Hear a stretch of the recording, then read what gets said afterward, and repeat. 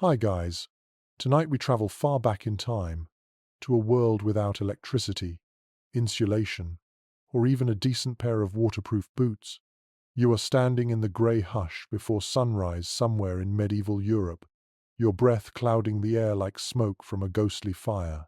The frost bites at your fingertips even through woolen gloves, and the ground beneath your worn leather shoes is so hard it rings faintly when you walk.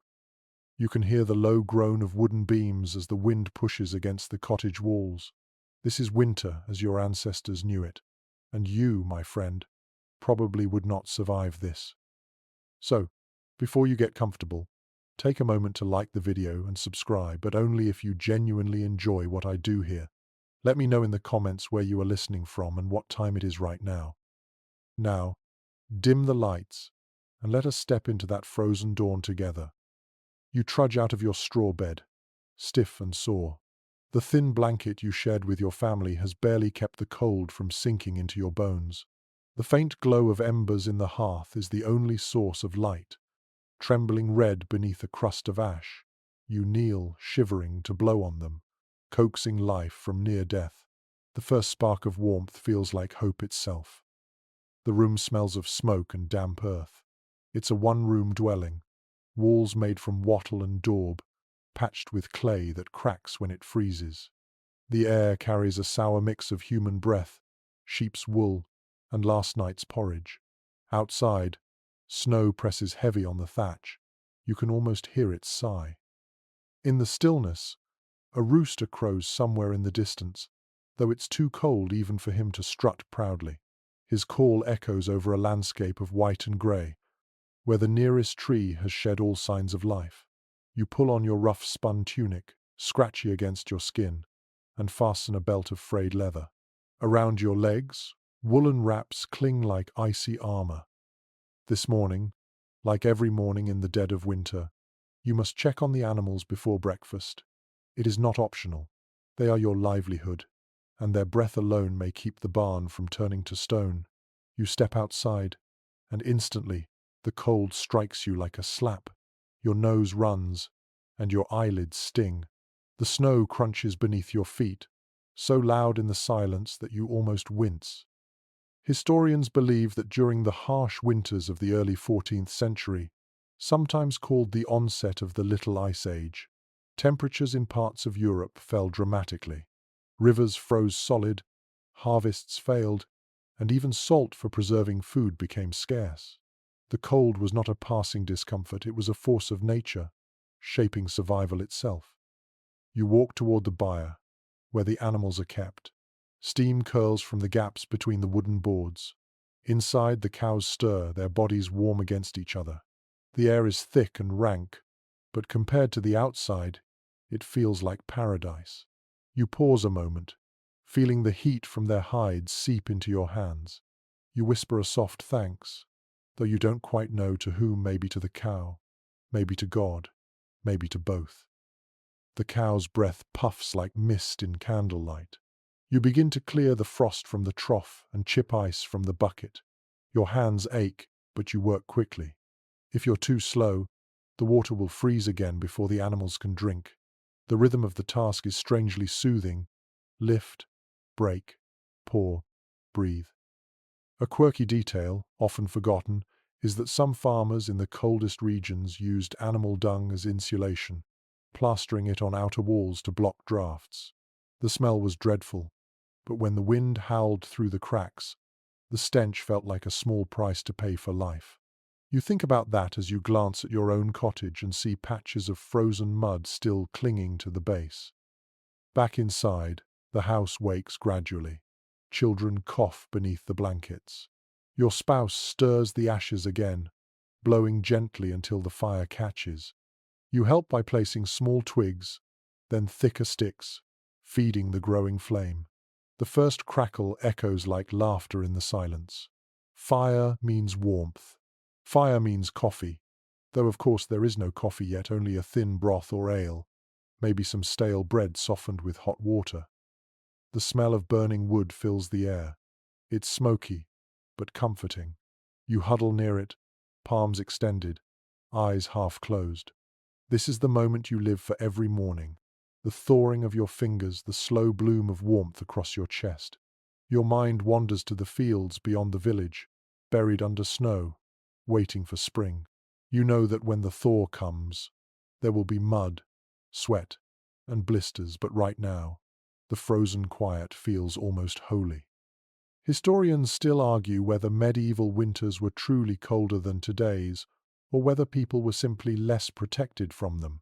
Some say the records exaggerate, written by monks unused to laboring outdoors. Others point to ice cores and tree rings that tell of centuries when frost lingered deep into April. Whatever the truth, you can feel it now, biting at your toes through the packed earth floor. You hear the muffled thump of footsteps outside.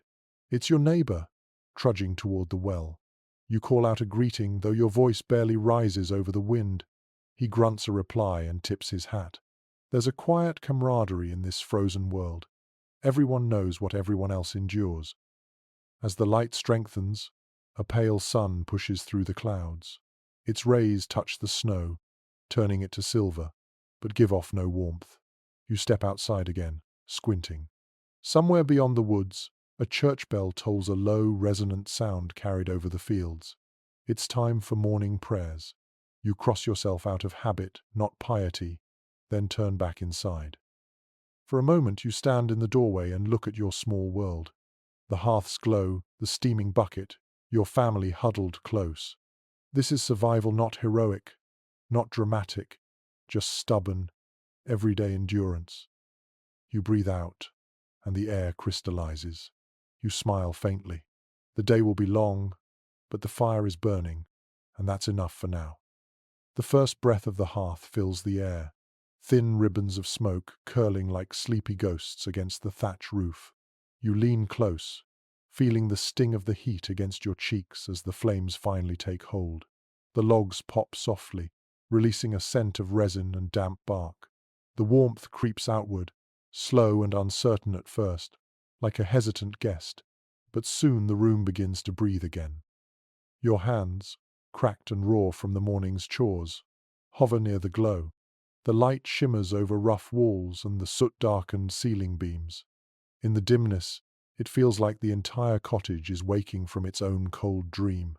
The hearth is not just a place for cooking or light. It is the heart of your home. Without it, the night is unbearable. Firewood is precious. Every stick comes from days of labor in the forest, cutting, splitting, and hauling. You remember how, before the first snows, the village gathered in small bands to collect enough wood to last until spring. Some carried it by sled, others by cart if they were lucky enough to own one. The work was heavy, but the fear of running out was heavier.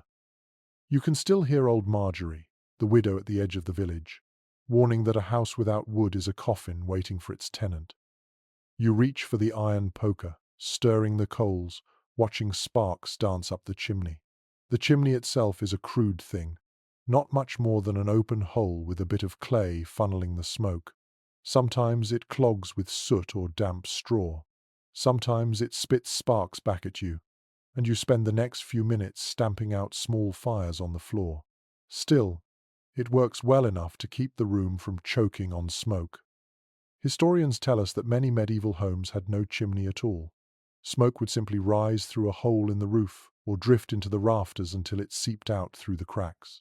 The soot blackened the walls, preserved the wood from insects, and dyed the inside of your lungs with every breath.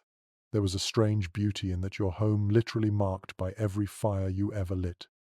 You sit close to the flame, eyes watering, letting the heat soak through your clothes. Around you, life stirs. Your spouse kneels beside you, feeding small sticks into the blaze with a rhythm that feels almost musical. A child sneezes from the corner, nose pink and dripping. A cat stretches by the hearth, purring in a tone that vibrates like contentment itself. The smell of porridge begins to blend with the smoke. A clay pot sits near the coals, filled with oats and water from last night's well trip. You stir it slowly, feeling the sticky resistance. It's not a feast, but it will fill you, and that's all that matters in winter. You sprinkle a pinch of salt, a treasure in itself, and the taste sharpens, earthy and alive. A curious fact from old household accounts mentions that peasants sometimes mixed ashes into their porridge when salt ran out. It sounds dreadful, but the alkaline from wood ash could actually help replace minerals lost through poor diets. You imagine it crunching faintly between your teeth, and you're grateful your supply hasn't yet run dry. Outside, the wind sighs against the shutter. You can hear it pushing, whining through the gaps, desperate to sneak in. You stuff more straw along the edges of the window frame to block the draft. The straw rustles like dry whispers. Every small act feels like defiance. You will not let the cold claim this space. There's a strange rhythm to your days now. Wake before dawn, tend to the fire, feed the animals, eat what little you have, and keep moving. If you sit still too long, the chill creeps in like a thief. Yet, there's comfort in the repetition. The fire is constant, dependable in a world that rarely is. You glance at the iron tools near the wall, the tongs, the poker, the little hook used to hang pots at different heights above the flame. Each has its place.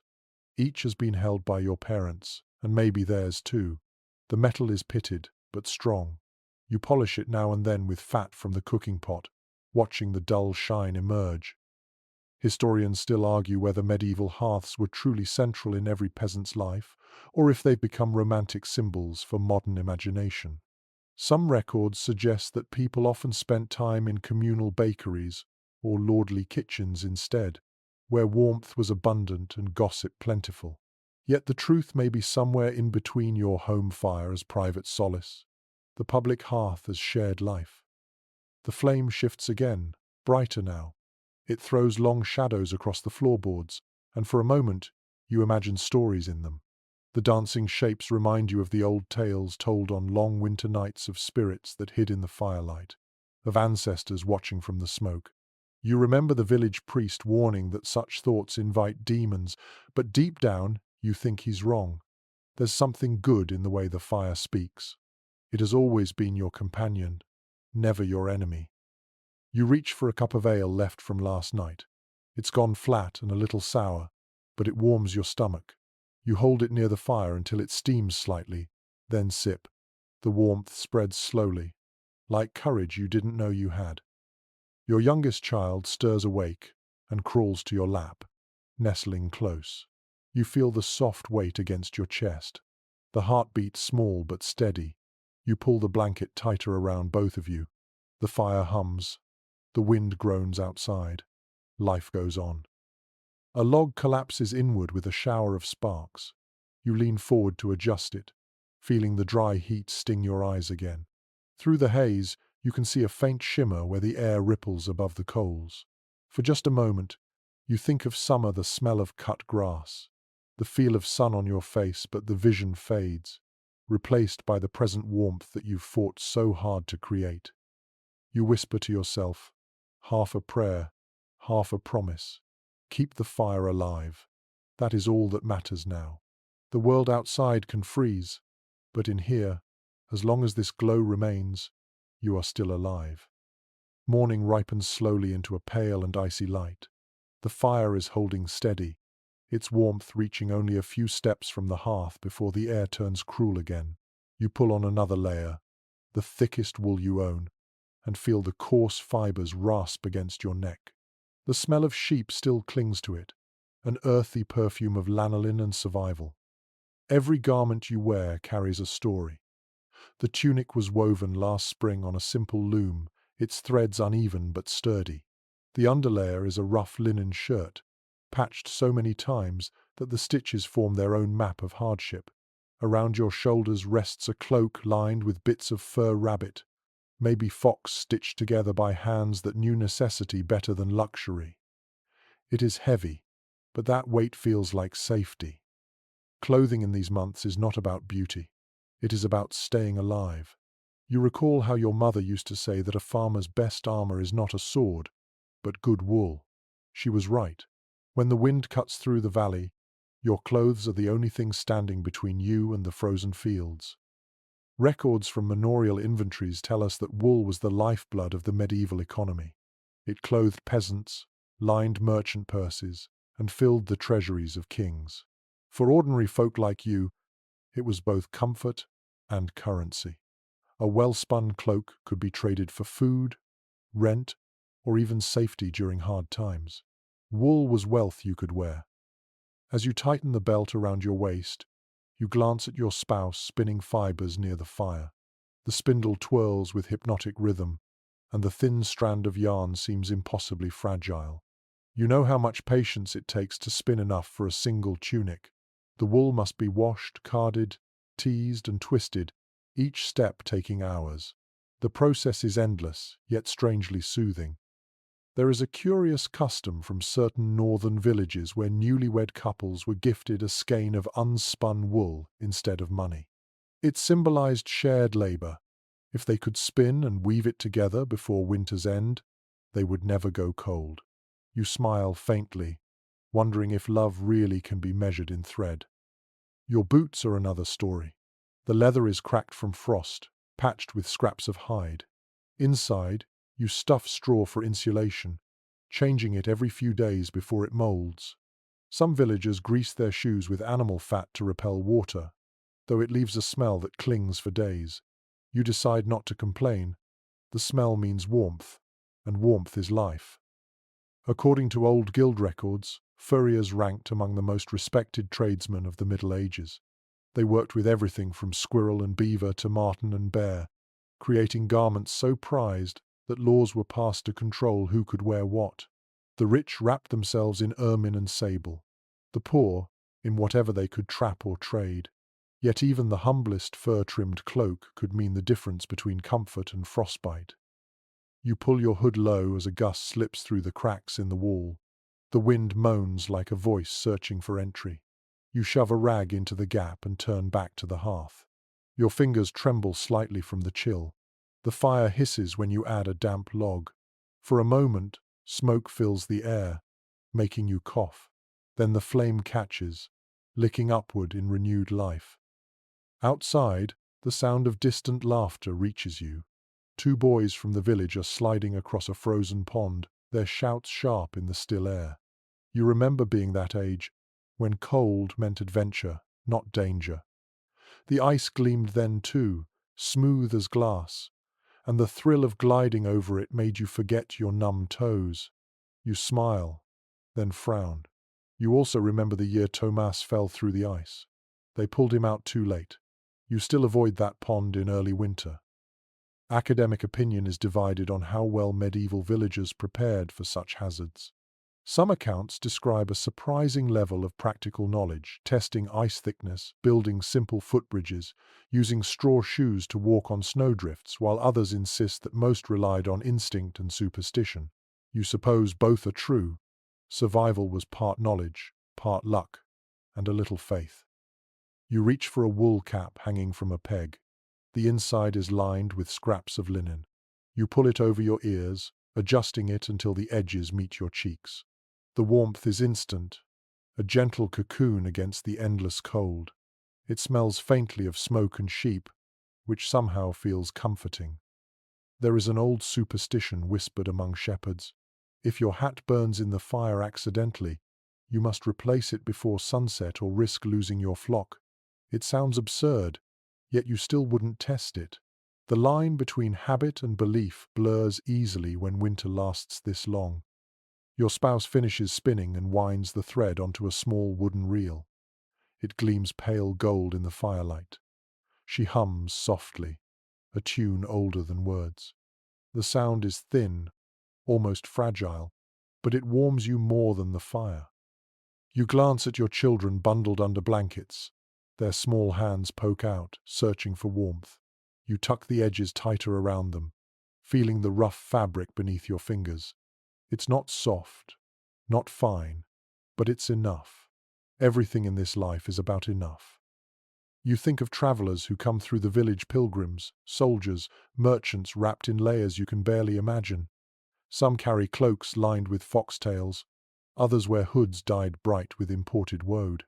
To you, they look like creatures from another world, but even they, with all their wealth, shiver under the same winter sky.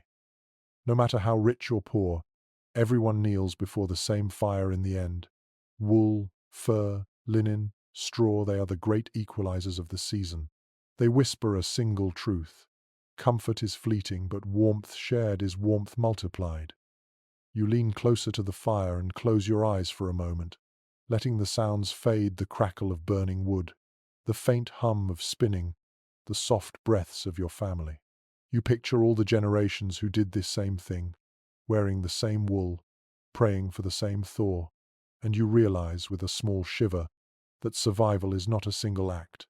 It is a long, continuous thread, spun from patience, persistence, and a little bit of hope. The cottage walls stand like quiet sentinels against the wind. Their surface is rough, uneven, and patched with clumps of frozen clay.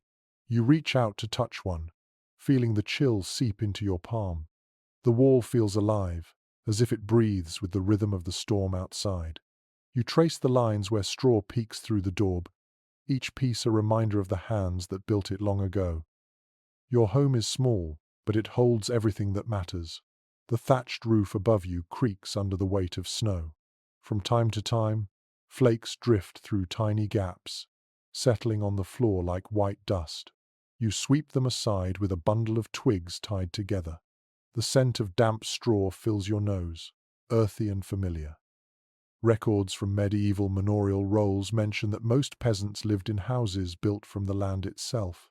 Wattle walls woven from sticks, coated with mud and straw, set upon a base of stone. The floors were compacted earth, sometimes covered in rushes or reeds. The design was simple but clever. Thick walls kept the heat in, while the roof's steep pitch let rain and snow slide away. You look up at the beams above your head, blackened with soot and smoke. They have seen decades of winters, maybe centuries. The wood smells faintly of tar and old fires. A bundle of dried herbs hangs from one beam, their scent faint but comforting. Your grandmother swore that rosemary kept away illness, though no one knows why.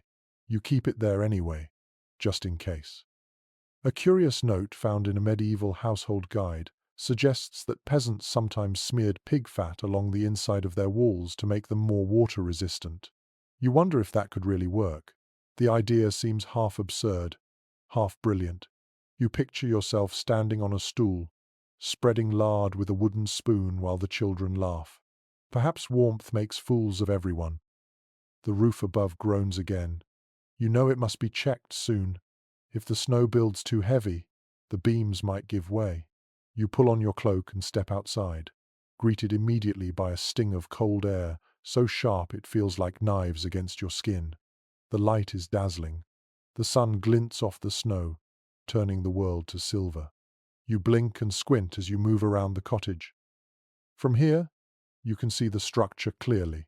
The thick stone base, the thatch bound tight with rope, the uneven chimney puffing a thin column of smoke. Despite its crooked lines and worn timbers, it stands proud against the endless white. It looks small but brave, like a creature huddled for warmth. Archaeological excavations of rural English villages show that homes like yours often had double layers of thatch for insulation. The outer layer could be stripped and replaced every few years, while the inner layer remained untouched for decades. Inside, the thatch trapped warm air and muffled sound. Even so, in deep winter, frost sometimes formed on the underside of the roof. You can imagine waking to find delicate ice crystals above your head, glittering in the faint dawn light. You shovel snow from around the base of the walls, your breath puffing in the air. The sound of the shovel scraping against frozen earth breaks the silence. A magpie calls somewhere in the distance. The village beyond your field is quiet. Even the dogs are sleeping. You pause for a moment and let the stillness wrap around you. When you step back inside, the change feels immediate. The air is heavy with warmth and smoke again. Your hands burn slightly as they thaw. You rub them together, grateful for the walls that hold this fragile heat. Every crack, every patch of mud, every timber beam has its purpose. According to some preserved estate accounts, landlords occasionally ordered peasants to rebuild their homes every generation or two, believing that constant repair prevented fire and rot. Others allowed families to patch and mend indefinitely, creating houses that evolved over centuries. Scholars remain uncertain how much of this was practicality and how much was control. But whatever the reason, you can feel the truth in your bones. A home is never finished, only maintained. You glance toward the small window set in the wall. It is made from stretched animal bladder rather than glass, translucent but not clear. Light seeps through like diluted honey. You can see the shadow of a tree outside, its bare branches trembling in the wind. The window hums faintly as the gusts push against it. You stuff a wad of wool into the corner to stop the draft. A peculiar practice mentioned in monastic letters describes how some villagers would line their walls with tapestries or woven mats to trap heat. The rich might hang embroidered cloths depicting saints or hunts, while the poor used old sacks or animal hides. You think of that idea and glance at the old cloak hanging by the door. Maybe tomorrow you'll nail it up behind your bed. It might make a difference. As evening creeps closer, shadows climb the walls. The light of the hearth flickers across the surfaces, turning every crack into a landscape. The smoke drifts upward, caught in the rafters before sneaking out through the chimney hole. You sit close to the wall and listen to the faint whistling of the wind outside. It feels as if the entire building sighs along with you. You reach for a mug of ale, the warmth spreading through your fingers. The walls hold the sound of every breath, every whisper. They are more than shelter. They are memory. Generations have lived within them, laughed, mourned, and waited out the cold. Some chroniclers of the time described the homes of common folk as miserable huts unfit for humans. But they were wrong in their own way. Yes, the smoke burns your eyes, and the cold creeps in no matter what you do. Yet inside these four walls there is life, laughter, and a stubborn kind of comfort. The cottage does not promise luxury. It promises endurance. You sit quietly, feeling the heartbeat of your home pulsing in the warmth of the hearth and the creak of the beams. Outside, the night gathers strength again, black and endless. Inside, your small light continues to glow, wrapped safely in walls of clay, straw, and faith. The night deepens, and the cold presses closer. Every sound outside feels sharper, every gust of wind like a whisper at the door. You huddle by the hearth, wrapped in your cloak, listening to the rhythm of your own breath. The fire sighs softly, its orange light licking the walls. In this dim glow, the cottage feels smaller, but strangely more alive. Your family gathers close. The children, still drowsy from the day, sit near the hearthstones, their faces glowing in the flicker of firelight. A pot simmers gently, filling the air with the scent of barley and onion. It is not a feast, but its warmth is a blessing. You pass wooden bowls around, and everyone eats in silence, content to have something hot in their stomachs. After the meal, you look toward the animals' corner of the cottage. Yes, they are inside too. The old cow lies quietly, her breath forming faint clouds in the air. The chickens roost along a beam, their feathers puffed and still. A pair of pigs grunt softly in their straw pen, half dreaming. It might seem strange to a modern visitor, but here the animals share your roof, your air, your heat. Contemporary manorial records and church documents confirm that in much of medieval Europe, peasants and livestock lived under the same roof during the coldest months. The animal's body heat could raise the temperature of a room by several degrees. It was practical, if not pleasant. The smell was thick, but so was survival. You can feel the warmth radiating from the cow's body even across the room. The floor beneath her is covered in straw, which soaks up both heat and filth. Every few days, you add a new layer on top, creating what some villagers call a living floor. It smells earthy and sweet, like hay and life itself. A peculiar habit from Scandinavian villages involved letting sheep sleep at the foot of the family bed. The lanolin in their wool released a faint, oily warmth, and the animals were gentle enough not to disturb the sleepers. You imagine that arrangement and chuckle quietly. Perhaps necessity breeds the oddest forms of comfort. The air is close now, heavy with breath and steam. You open the door a crack to let the smoke drift out. The wind rushes in, biting your face. For a second, you see your own reflection in the night sky. A flicker of movement, a silhouette framed by snow. You close the door again, sealing the warmth inside. According to parish tax rolls from the 13th century, families were often fined for allowing animals to wander outside at night. Not because it was cruel, but because predators roamed freely. Wolves were real, not fairy tales. Their howls echoed across fields and through forests. The stories told by firelight of beasts at the door, of spirits in the shape of dogs, came from memory, not imagination. You settle back beside the fire, glancing at your sleeping children. Their heads rest close together, and you smile faintly at the sight. The floor creaks as the cow shifts her weight. The rhythm of breathing fills the room. Human, animal, and flame, all in harmony. There is a faint sweetness in this closeness. You can hear the pig snoring softly, a deep rumble that somehow feels reassuring. The chickens stir, feathers rustling, then settle again. The room hums with the sound of shared life. You think of it as a single heartbeat, keeping time through the night. Some surviving letters from medieval monks speak of this mingling of man and beast as both practical and symbolic. The monastery walls were cold stone, yet even the brothers kept cats for warmth and companionship. The same logic holds here. Heat is precious, and no source of it is refused. No consensus exists among modern historians about how widespread this custom truly was. Some argue that only the poorest peasants shared quarters with livestock, while others claim it was nearly universal during harsh winters. You do not need a debate to tell you the truth. You can feel it in the air, in the quiet exhale of your cow as she dreams beside you. Your spouse adds more straw to the animal's pen, humming softly. The melody is simple, repeating, like a lullaby older than memory. It blends with the crackle of the fire and the faint rustle of feathers. The rhythm becomes hypnotic, and your eyelids grow heavy. You think briefly of the upper classes in their manners, sleeping on feather mattresses behind heavy curtains. You wonder if they ever feel the same kind of warmth, the shared pulse of life that fills a peasant's home. Perhaps their beds are softer, but their nights are lonelier. You reach for your blanket and spread it over your legs. The wool is coarse but warm.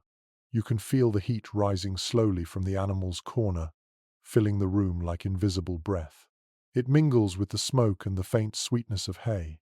The cottage becomes its own small world, sealed against the frozen dark. An odd local saying comes to mind: "The cow is the second fire." You smile to yourself, thinking how true it is. The beast gives milk, warmth, and companionship. She is part of the family, a quiet guardian against the cold. You whisper a small thanks before closing your eyes again.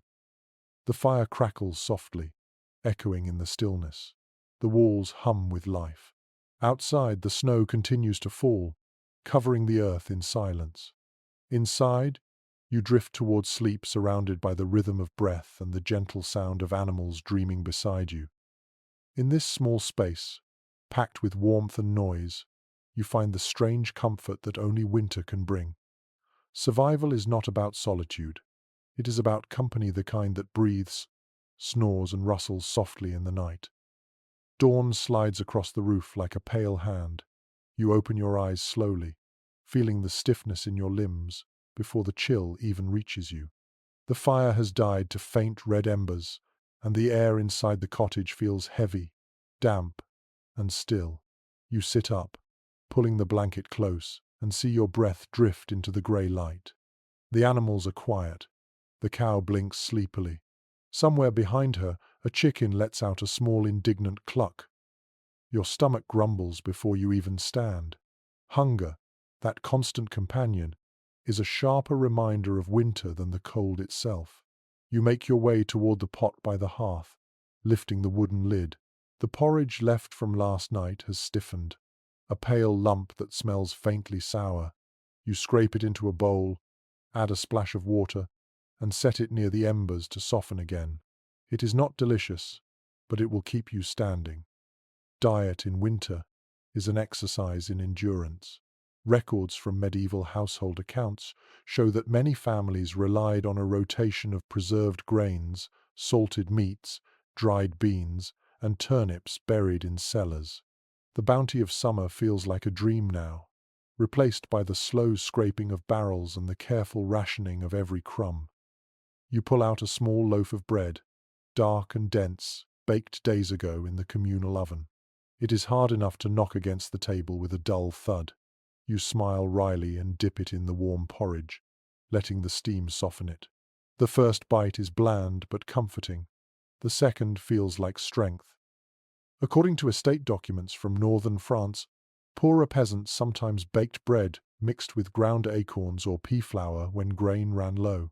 The result was bitter, but it kept hunger at bay. You remember the taste from a few years back, when the harvest failed and even barley was scarce. It stuck to your teeth and left your tongue numb, but it filled your belly, and that was all that mattered. The children wake slowly, drawn by the smell of food. Their hair is wild, and their cheeks are pink from the cold. You serve them each a bowl, making sure they get the better pieces. You and your spouse eat last, as always. Family comes first, even in hunger, especially in hunger. A peculiar entry from a monastery ledger mentions that monks sometimes seasoned porridge with a few drops of honey or beer for extra warmth. You tried that once, mixing a bit of ale into the pot. The result was thick, foamy, and strangely pleasant. You think of doing it again tonight, if there is any ale left. The talk around the table is quiet. Words feel like effort. You can hear the faint creak of the walls, the soft rumble of the cow, the whistle of the wind finding its way through the cracks. Every sound reminds you that the cold is patient. It waits for mistakes. Your spouse rises first, wrapping a scarf around their shoulders. They go to check the root cellar beneath the floorboards, lifting the wooden hatch with a grunt. A wave of cold air rushes out, sharp and earthy. You peer down into the dark and see the outlines of turnips, carrots, and a few onions. Some have begun to shrivel, but most are still firm. You both breathe a sigh of relief. According to surviving letters from rural bailiffs, root cellars were vital lifelines through winter. Dug deep into the ground, they kept vegetables cool enough to prevent rot, yet warm enough to avoid freezing. The practice was so essential that some lords required peasants to maintain them as part of their rent obligations. You hand up a few turnips and onions, brushing dirt from their skins. The smell of soil clings to your hands. You toss them into a pot, add water, and place it above the fire. The crackle of flame begins again, faint but promising. Soon the scent of stew fills the room, rich and humble. Academic discussions continue about how medieval people balanced their diets during long winters. Some suggest that malnutrition was common and constant, while others argue that stored foods and careful planning allowed many villages to endure surprisingly well. You suspect the truth lies somewhere between those ideas. You have known winters of plenty and winters of near-empty cupboards. Luck and weather decide which one you get. While the stew simmers, you slice a small strip of salted pork and drop it in. It hisses as it meets the water. The fat rises in thin circles across the surface. The smell is heavenly. You stir it slowly, watching the steam curl into the rafters. One traveller's diary from the 13th century mentions a strange custom among farmers in cold regions, saving the first spoonful of every pot for the spirits of the house. The offering, placed on a shelf near the fire, was said to keep hunger from worsening. You think about that as you ladle a little broth into a small bowl and set it aside. Not because you believe it, perhaps, but because some traditions feel too old to ignore. When the stew is ready, everyone eats again. The warmth spreads through your chest, soft and heavy. You can feel life returning to your limbs. The children laugh for the first time in days, wiping broth from their chins. You smile and close your eyes for a moment, savoring the rare comfort.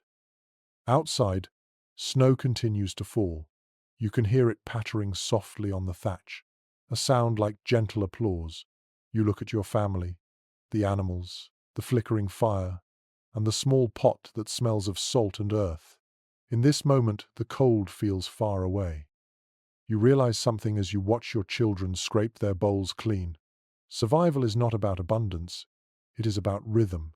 You eat, you rest, you gather strength for one more day. Each meal is a quiet victory against the winter that never seems to end. You set your bowl down and stretch, joints cracking softly. Your stomach is full, the fire is steady, and the walls still hold. The day can begin now. The cold will wait at the door, but you will face it fed and ready. That is all anyone can ask for. The day unfolds slowly, pale and quiet. Smoke drifts upward from every cottage in the village, curling like thin ribbons against the winter sky. You step outside for a moment, wrapped in your cloak, and see your breath mingle with the rising haze. The world smells faintly of wood smoke, manure, and something sweeter that lingers at the edge of the wind. Someone, somewhere, has begun brewing. You can feel the pull of it even from here, the promise of warmth that is not just from fire but from a mug, steaming and fragrant, held between your hands. Back inside, you sit by the hearth again, listening to the rhythmic pop of the flames. Beside you rests a small wooden cask, half filled with ale. The liquid glows amber in the light, its surface trembling with each movement of the fire. According to surviving tavern accounts and household inventories, ale was not a luxury in medieval life, but a daily necessity. Water was often unsafe to drink, especially in winter when wells froze or became stagnant. Ale provided both hydration and calories, a mild nourishment for body and spirit. Even children drank it, though theirs was weaker and sweeter. You lift your mug and take a sip. The taste is earthy and full, with a hint of grain and smoke. It slides down your throat like a small miracle. The warmth spreads slowly, a quiet bloom that softens your shoulders and loosens your breath. You close your eyes for a moment and let the sensation sink in. A curious entry in an old brewer's ledger mentions that some villagers added roasted apples or honey to their ale during winter. The sweetness was said to chase away melancholy. You think about trying it, imagining the aroma filling the cottage. Maybe tonight, when the work is done.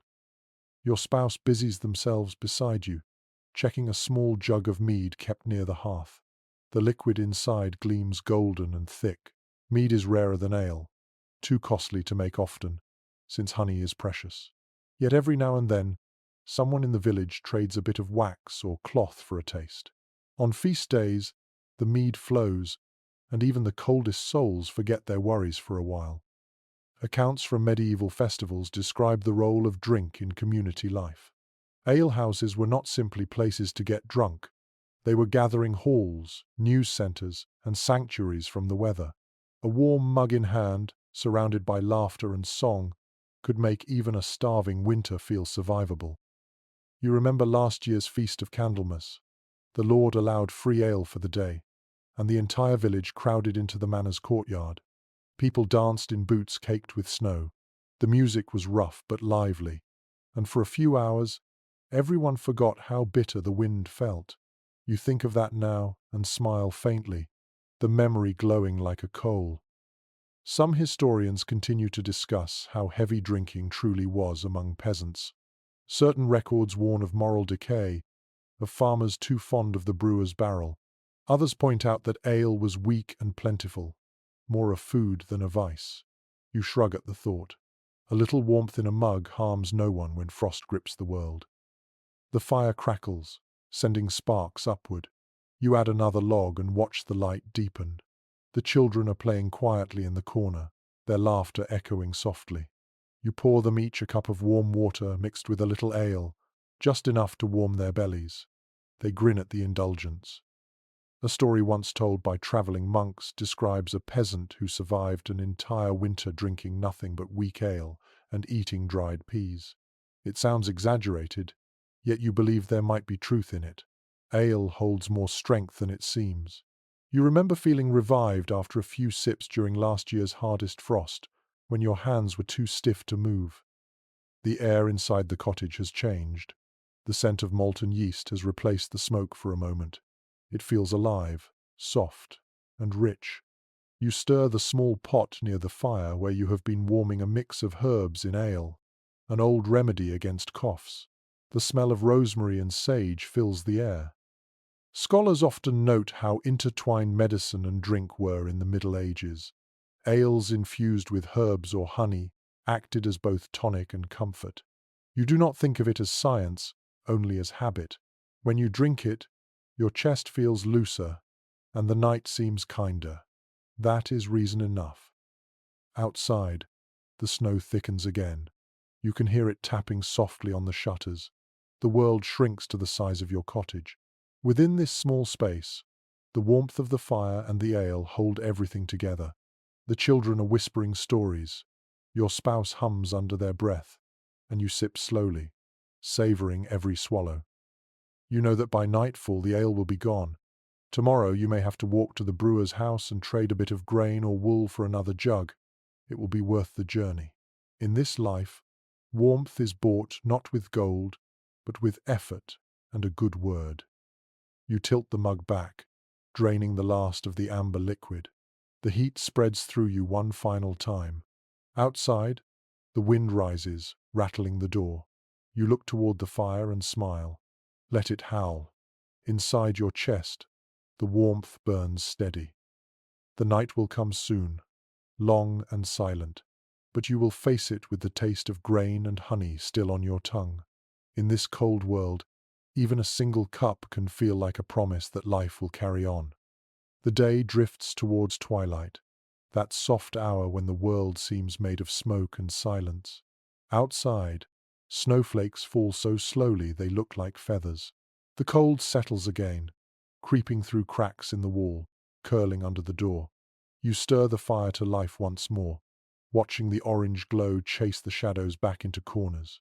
The light dances across your hands and face, gentle but fleeting. You sit down and listen to the quiet. The sounds of the village fade at night, leaving only the faint rustle of wind and the creak of old beams.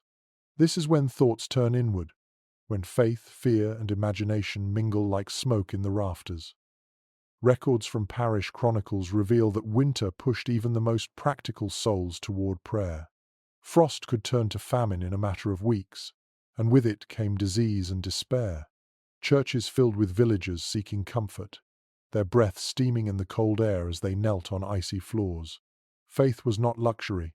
It was the only fire left when every candle burned low. You pull your cloak tighter around your shoulders and trace the small wooden cross hanging by the hearth. It has been there since your parents' time. The edges are worn smooth by hands and years of hope. You touch it lightly and whisper a short prayer, not grand or formal, just words of gratitude that the roof still stands and your family still breathes. Yet not all prayers belong to the church. Outside the walls of Scripture lived 1,000 older beliefs.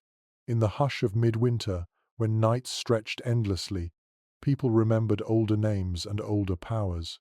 You recall your grandmother tossing a handful of salt into the fire to keep away frost spirits. She said the sparks that flew were their angry eyes. A curious detail preserved in a monk's marginal notes describes how villagers in remote parts of Germany once carved crosses into the frost on windows, believing it kept demons from entering the house. Others hung garlands of evergreen branches to remind the spirits of spring's return. You smile faintly, thinking how faith and superstition often sit together like siblings at the same table. You step outside for a moment. The snow crunches beneath your feet, and your breath blooms white against the night. The church bell tolls once, a low sound carried by the wind.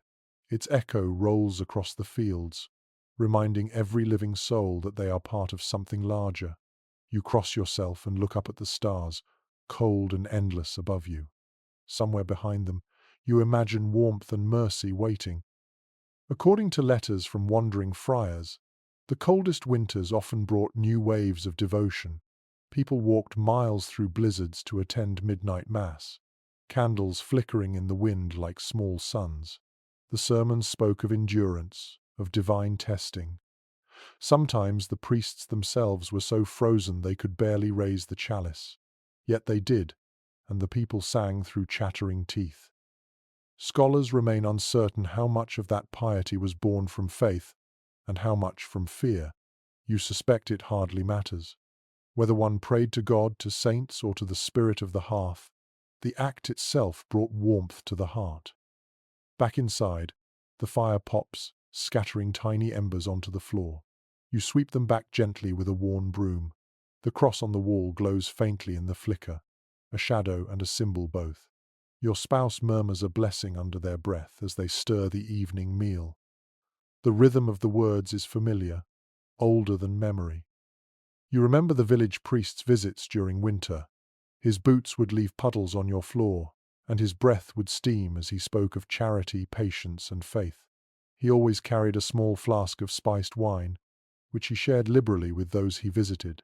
His laughter was loud, his sermons kind.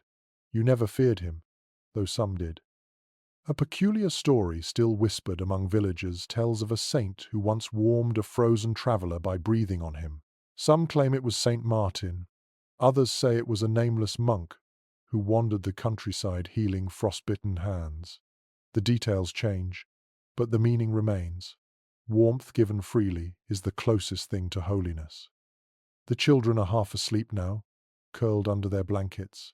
The cow shifts in her corner, hooves thudding softly against the floor. You move closer to the fire, letting its glow bathe your face. You close your eyes for a moment and listen to the breathing around you. Somewhere in that rhythm, you find your prayer again. It has no words this time. It is only a feeling, deep and steady, that life endures. The wind outside may scream, but inside there is still light. According to fragments of medieval hymns, people once believed that each flame carried a guardian spirit of its own, a small piece of divine presence that refused to die. You think of that now, watching the fire sway and hum. Maybe it is true. Maybe faith is simply the act of keeping the flame alive. The night deepens. You feed the fire one last time and lie down, the cross still glimmering faintly above you. In your half-sleep, the wind sounds almost like a choir far away, singing into the endless dark. You smile before drifting off, your last thought a quiet promise to rise again with the light. The fire has burned low again, but the room is not completely dark. A faint grey light seeps through the stretched skin of the window. You wake to the sound of gentle movement, the shuffle of feet, and the low hum of voices. Your spouse is already up, spinning wool in the corner, the spindle twisting and dipping like a pendulum. The children are helping sort dried beans, their fingers clicking softly against the wooden bowl. Winter mornings are slow, but never idle. The fields may sleep under snow, yet the hands of farmers never stop. Every tool, every garment, every piece of rope must be repaired before spring comes. You stretch, feeling the ache in your back, and rise to join the rhythm of work. Evidence from manorial estate records shows that winter labor was mostly indoor craft work. Spinning, weaving, basket-making, mending tools, carving handles, each small task filled the endless dark hours. It was survival through patience rather than strength. You feel that truth in your bones as you sit down with your knife and a length of wood. You begin shaping a spoon, the shavings curling from the blade like ribbons. The smell of fresh wood mixes with the smoke of the fire, sharp and pleasant. Each scrape has a rhythm, a music of its own. The children glance over sometimes, curious, but return quickly to their sorting. Everyone has a role in keeping the household alive. A curious note from a traveler's journal written centuries ago describes the sight of entire families gathered around one hearth, each person working silently, the only sounds being the hiss of fire and the whisper of tools. The traveler called it a dance of survival without music. You think that is the most accurate description you have ever heard. Your spouse hums while spinning, the tune slow and lilting. The spindle hums with it, the fibers stretching into a thin thread that gleams in the light. The wool between their fingers looks like fog captured in motion. You have seen that same motion for years, yet it still feels like magic. From fleece to thread, from thread to warmth, every movement creates something that pushes back against the cold. According to guild records from Flanders and England, Even rural homes produced small amounts of cloth for trade.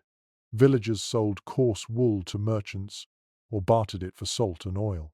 In that way, the labor of the hearth connected the poorest farmer to faraway markets. You imagine your thread or your spoon someday traveling beyond this valley, touched by hands you will never meet. You pause for a moment to warm your fingers near the fire. The light dances over the half-shaped spoon. You feel a small pride in its curve, smooth and true. It will serve someone for years, maybe longer. Such small creations are the legacy of ordinary life. Beside you, your eldest child sits cross-legged, mending a torn tunic. Their stitches are clumsy, but you say nothing. Learning is a slow process, like winter itself. You remember your own early attempts? Your father shaking his head and then silently redoing every seam. Now you smile at the memory and let your child keep working. Mistakes are their own kind of warmth. An unusual practice recorded by local priests involved marking tools with tiny crosses before winter began. It was thought to bring luck and prevent injury during long indoor labor. You glance at the knife in your hand, its wooden handle worn smooth, and wonder if your father carved the faint mark near the base. You like to think he did. Hours pass quietly. The room fills with the smell of wood, wool, and faint sweat. Outside, the light shifts from grey to white, then begins to fade again. The sun barely lifts itself above the horizon this time of year. It feels as if the world itself is holding its breath. Scholars who study rural rhythms often debate whether medieval peasants ever rested. Some argue that winter brought rare moments of leisure, while others claim that survival left no room for idleness. You know from experience that both can be true. There are hours like these, slow but busy, where your hands move on their own while your mind drifts somewhere softer. It is work, but it is also peace. When the spoon is finished, you run your fingers along its edge. The surface is smooth and warm from handling. You hand it to your youngest, who holds it like a treasure. They test it in an empty bowl, pretending to eat, their giggles filling the room. For a brief moment, laughter replaces the wind outside. You glance toward the corner where a small pile of mended clothes sits neatly folded. Each stitch, each repair, is a silent victory. The house may be poor, but it is rich in persistence. Every fiber tells a story of endurance, and you can feel that story stretching behind you, through generations, unbroken. The fire hisses softly as a log collapses. You stir it with the poker, watching sparks leap upward and vanish. The rhythm returns the scrape of knife, the hum of spindle, the breath of children. Time itself feels different here, stretched thin like thread, steady as heartbeat. As darkness creeps in again, you set your work aside. The room glows with soft orange light. You feel tired but content, your muscles warm and your mind calm. The day's labor has filled the silence with meaning. Outside, the cold waits patiently, but inside, the hum of creation continues. You glance once more at your family, their faces lit by firelight, and realize that this quiet industry is its own kind of prayer. To keep making, mending, and shaping, even when the world freezes around you, is to affirm that life still matters. The night will come again, as it always does, but your hands will not be empty, and your heart will not be idle. That is how you survive the longest winter nights, by filling them with the soft rhythm of work and the quiet grace of creation. Outside, the wind carries the sound of distant bells. It is evening, and the village begins to stir with a gentle rhythm that feels older than memory. You step out for a moment, wrapping your cloak tight, and look down the snowy lane. Thin columns of smoke rise from every chimney, curling upward into the pale twilight. Each column is a sign of life, a fragile thread connecting one hearth to another. The air tastes of wood, smoke, and snow. You hear the muffled thud of an axe somewhere, followed by laughter. Someone is splitting kindling for the night. The faint clang of a pot lid rings from a nearby cottage. The world may look asleep, but beneath the frost, the village breathes together. Documents from medieval parish accounts often describe villages as single living organisms, each household part of a greater body. The baker depended on the farmer on the miller on the blacksmith. In winter, this web of need became even tighter. One family's warmth might save another's life. You walk toward the center of the hamlet, your boots crunching in the packed snow. The light from other cottages flickers across the ground, creating soft patterns that tremble with each gust of wind. You see your neighbor, old Thomas, hauling a bundle of sticks toward his door. His breath clouds the air like smoke from a second chimney. You nod, and he raises a hand in greeting, too tired to speak. A curious record from an English court roll describes how neighbors were legally required to help each other maintain hearth fires during extreme cold.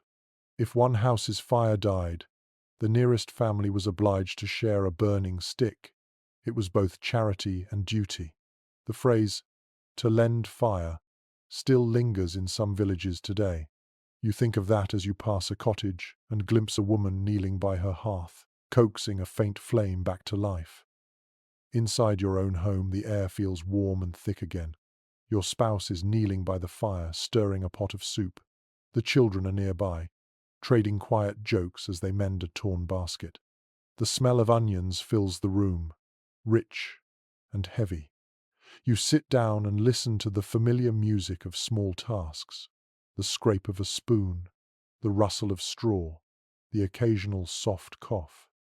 In many medieval communities, winter evenings were a time for stories. Chroniclers mention how families gathered together to share tales of saints, lost travelers, or mysterious lights in the snow. The spoken word was as vital as bread, feeding imagination when the body could find little else. You clear your throat and begin a story your father used to tell, your voice low and calm. It is a tale about a traveler who followed a lantern through a snowstorm, only to find it was carried by an angel disguised as a beggar. The children listen wide-eyed, the firelight catching in their eyes. The cow in the corner snorts softly, as if adding her own comment. You cannot help but smile.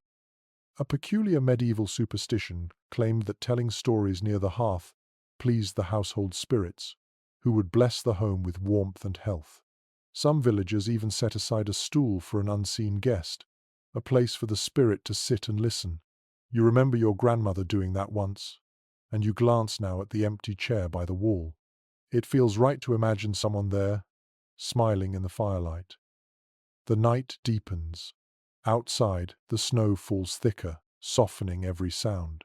The wind rattles the shutters, but the village endures. Through the walls, you can hear faint echoes of laughter and the occasional bark of a dog.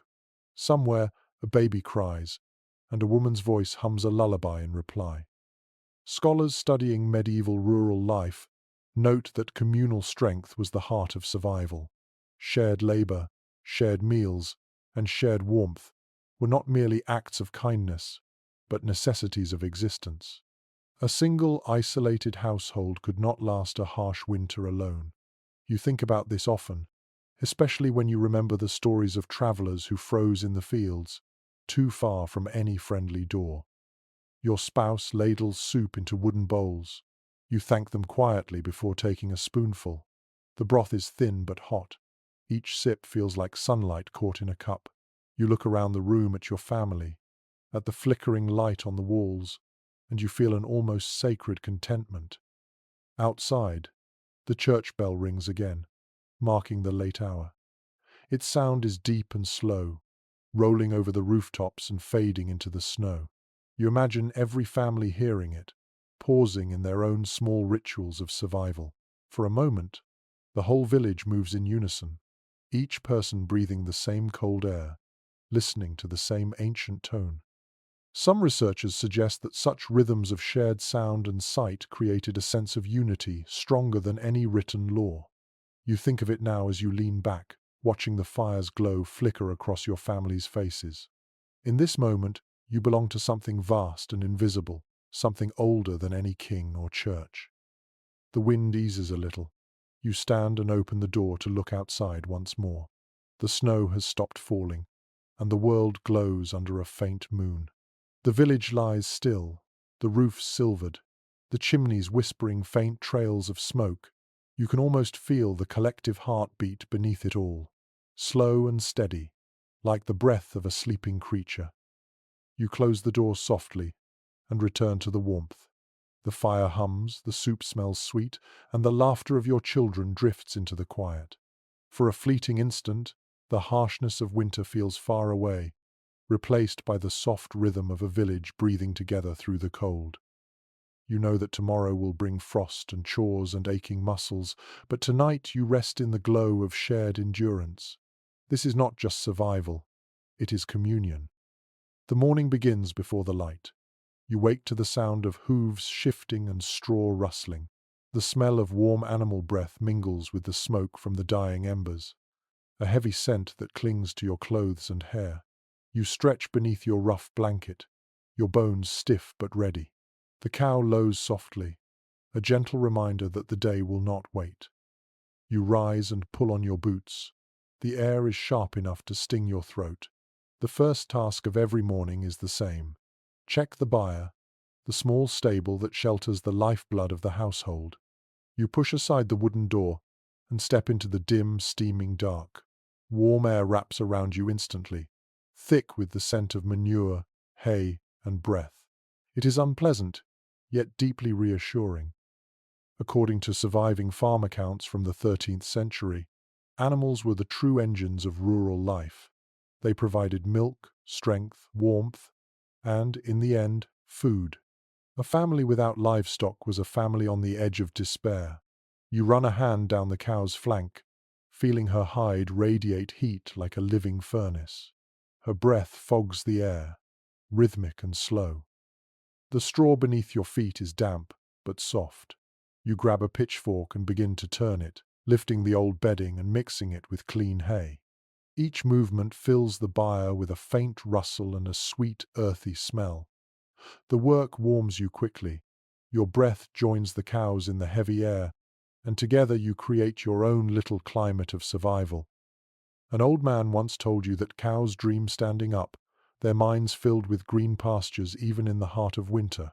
You smile at the thought as you hear her chew, the steady rhythm of her jaw like a lullaby from the world before frost. Historical evidence shows that medieval farmers knew their animals intimately. They named them, talked to them, and often wept when one died. To outsiders, it might seem sentimental, but to you it makes perfect sense. Each creature carries a piece of your own endurance. You move next to the pigs, snuffling under their straw. They grunt happily as you pour scraps from a bucket into their trough. The sound of them eating fills the byre, wet and noisy, but strangely joyful. Pigs are stubborn survivors. They grow fat even in hunger, finding food in places you would never think to look. A curious observation recorded by a traveling physician in the 14th century noted that peasants often slept better when animals were close by. He speculated that the warmth and the rhythm of breathing soothed the human mind. You believe it. On nights when the wind howls like wolves, that steady breathing beside you feels like a promise that life endures. The chickens stir next. You reach beneath one and find a single egg, warm against your palm. The small miracle of it makes you pause. You slip it gently into your pocket, careful not to break it. One egg can turn a meal of broth into something nearly luxurious. The goat bleats softly, tugging at her rope. You scratch her chin and pour a bit of grain into her dish. Her eyes, square and wise, watch you with something that almost feels like understanding. You laugh quietly, your breath mixing with hers in the cold air. Accounts from early agricultural manuscripts mention that some farmers believed animals could sense coming storms before humans did. When cows grew restless or dogs whined without reason, the villagers prepared for snow or bitter wind. You think of that now as the goat suddenly stamps her hoof, snorting toward the door. Perhaps she knows something you do not. You finish your work and carry the milk bucket back toward the cottage. The handle bites into your fingers, cold against your skin. The liquid sloshes gently inside, pale and warm. When you enter the main room, the fire greets you with its soft glow. The air feels instantly lighter. You pour the milk into a clay pot near the hearth to keep it from freezing. Your spouse thanks you with a nod, already stirring a pot of porridge. The children yawn, rubbing their eyes, while the cat winds around your legs, hoping for a drop of milk. You laugh and pour a little into a wooden bowl. She licks it greedily, her tail flicking in contentment. Some scholars note that the warmth of animals may have made medieval homes smell terrible, but it also made them alive in a way that modern houses rarely are. You think about that as you sit down near the hearth, still feeling the heat of the fire on your skin. The air smells of smoke, hay, and milk. It is not pleasant, but it is honest.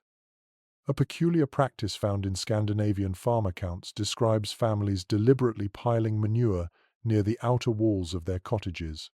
As it decomposed, it gave off heat, creating a crude but effective insulation. You wonder whether the same happens here without you realizing it. Perhaps even the smell has its purpose. You take the egg from your pocket and hand it to your spouse, who cracks it carefully into the bubbling pot. The yellow swirl brightens the broth like a small sundae. The children cheer softly, knowing what that means. Today's meal will be better than most. Outside, the light grows stronger, reflecting off the snow so brightly that it hurts your eyes. You glance through the window and see your neighbor leading his oxen toward the frozen stream. They need water, as all living things do, even in a world made of ice. Academic discussions of medieval husbandry often emphasize how deeply intertwined human and animal lives were. The survival of one ensured the survival of the other. You feel that truth every morning when you hear your cow's first breath, when the pigs grunt in greeting, when the chickens murmur softly before dawn. Their warmth becomes your warmth, their life a mirror of your own.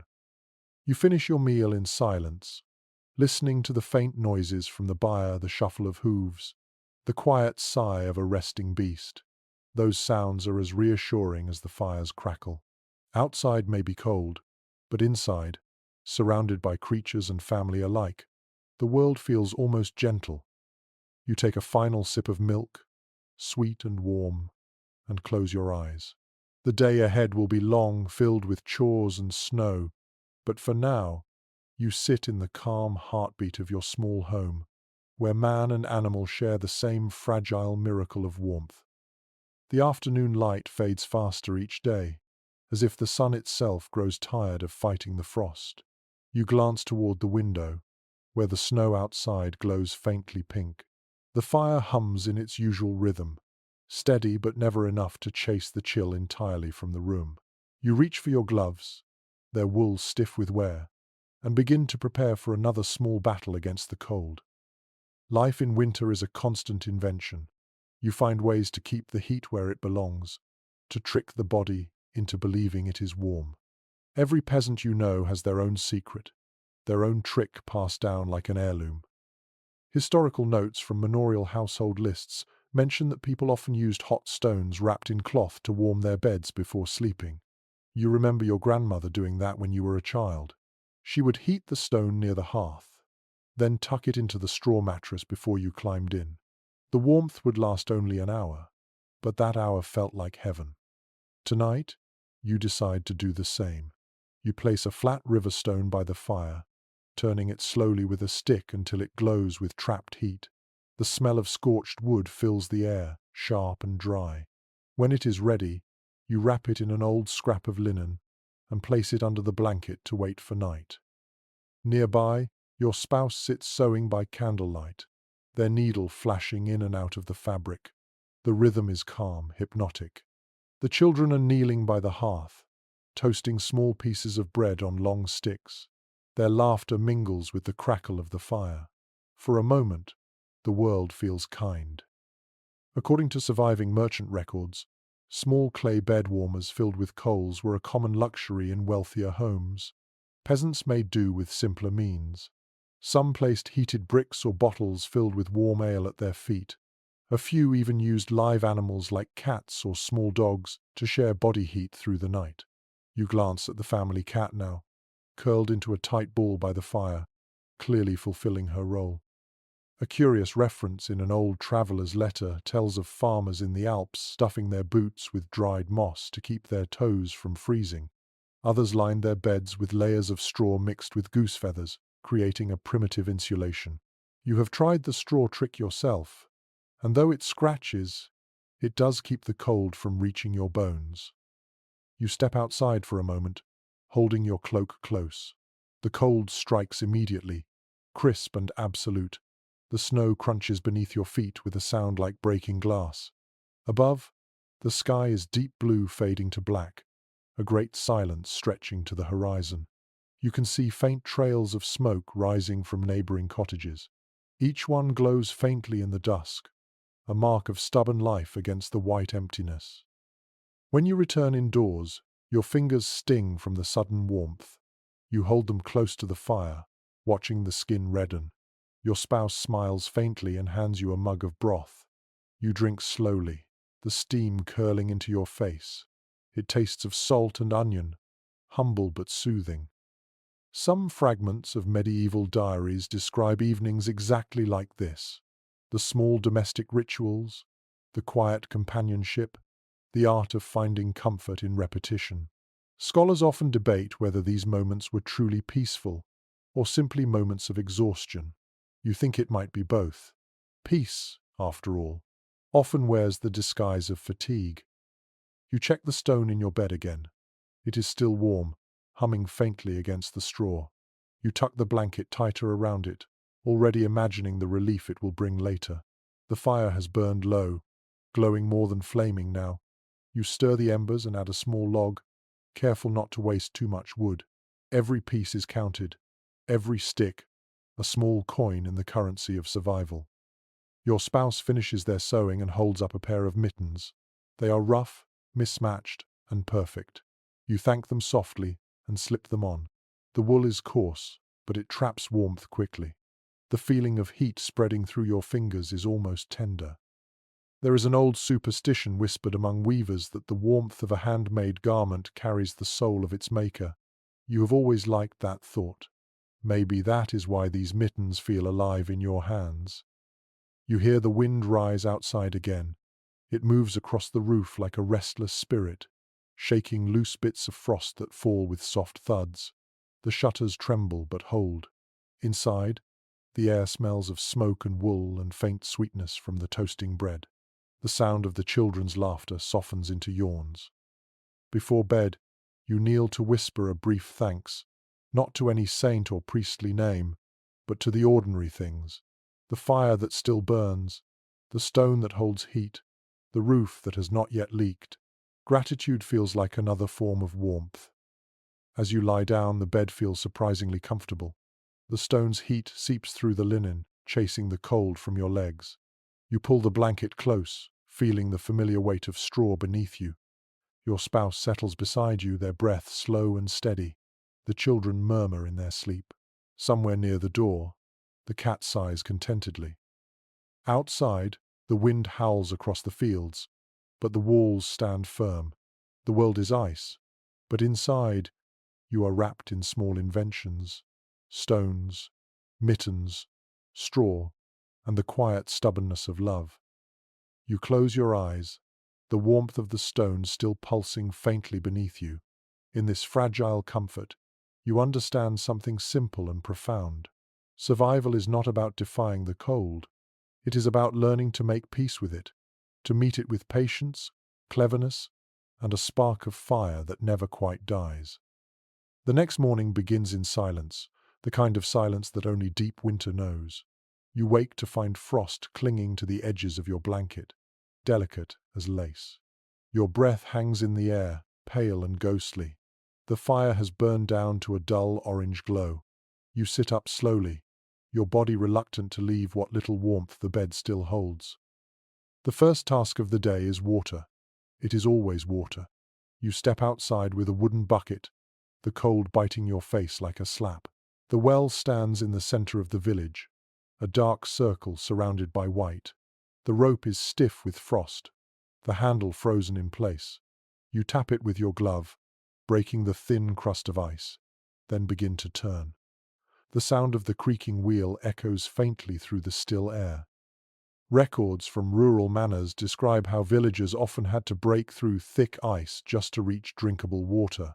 Wells could freeze solid in the hardest winters, forcing families to melt snow for days at a time. You remember doing that once, years ago, when the frost reached so deep that even the earth seemed to shiver. The snow never gave enough, but it was all you had. You draw the bucket up carefully, the rope groaning. The water glints silver in the dim light, thick with shards of ice.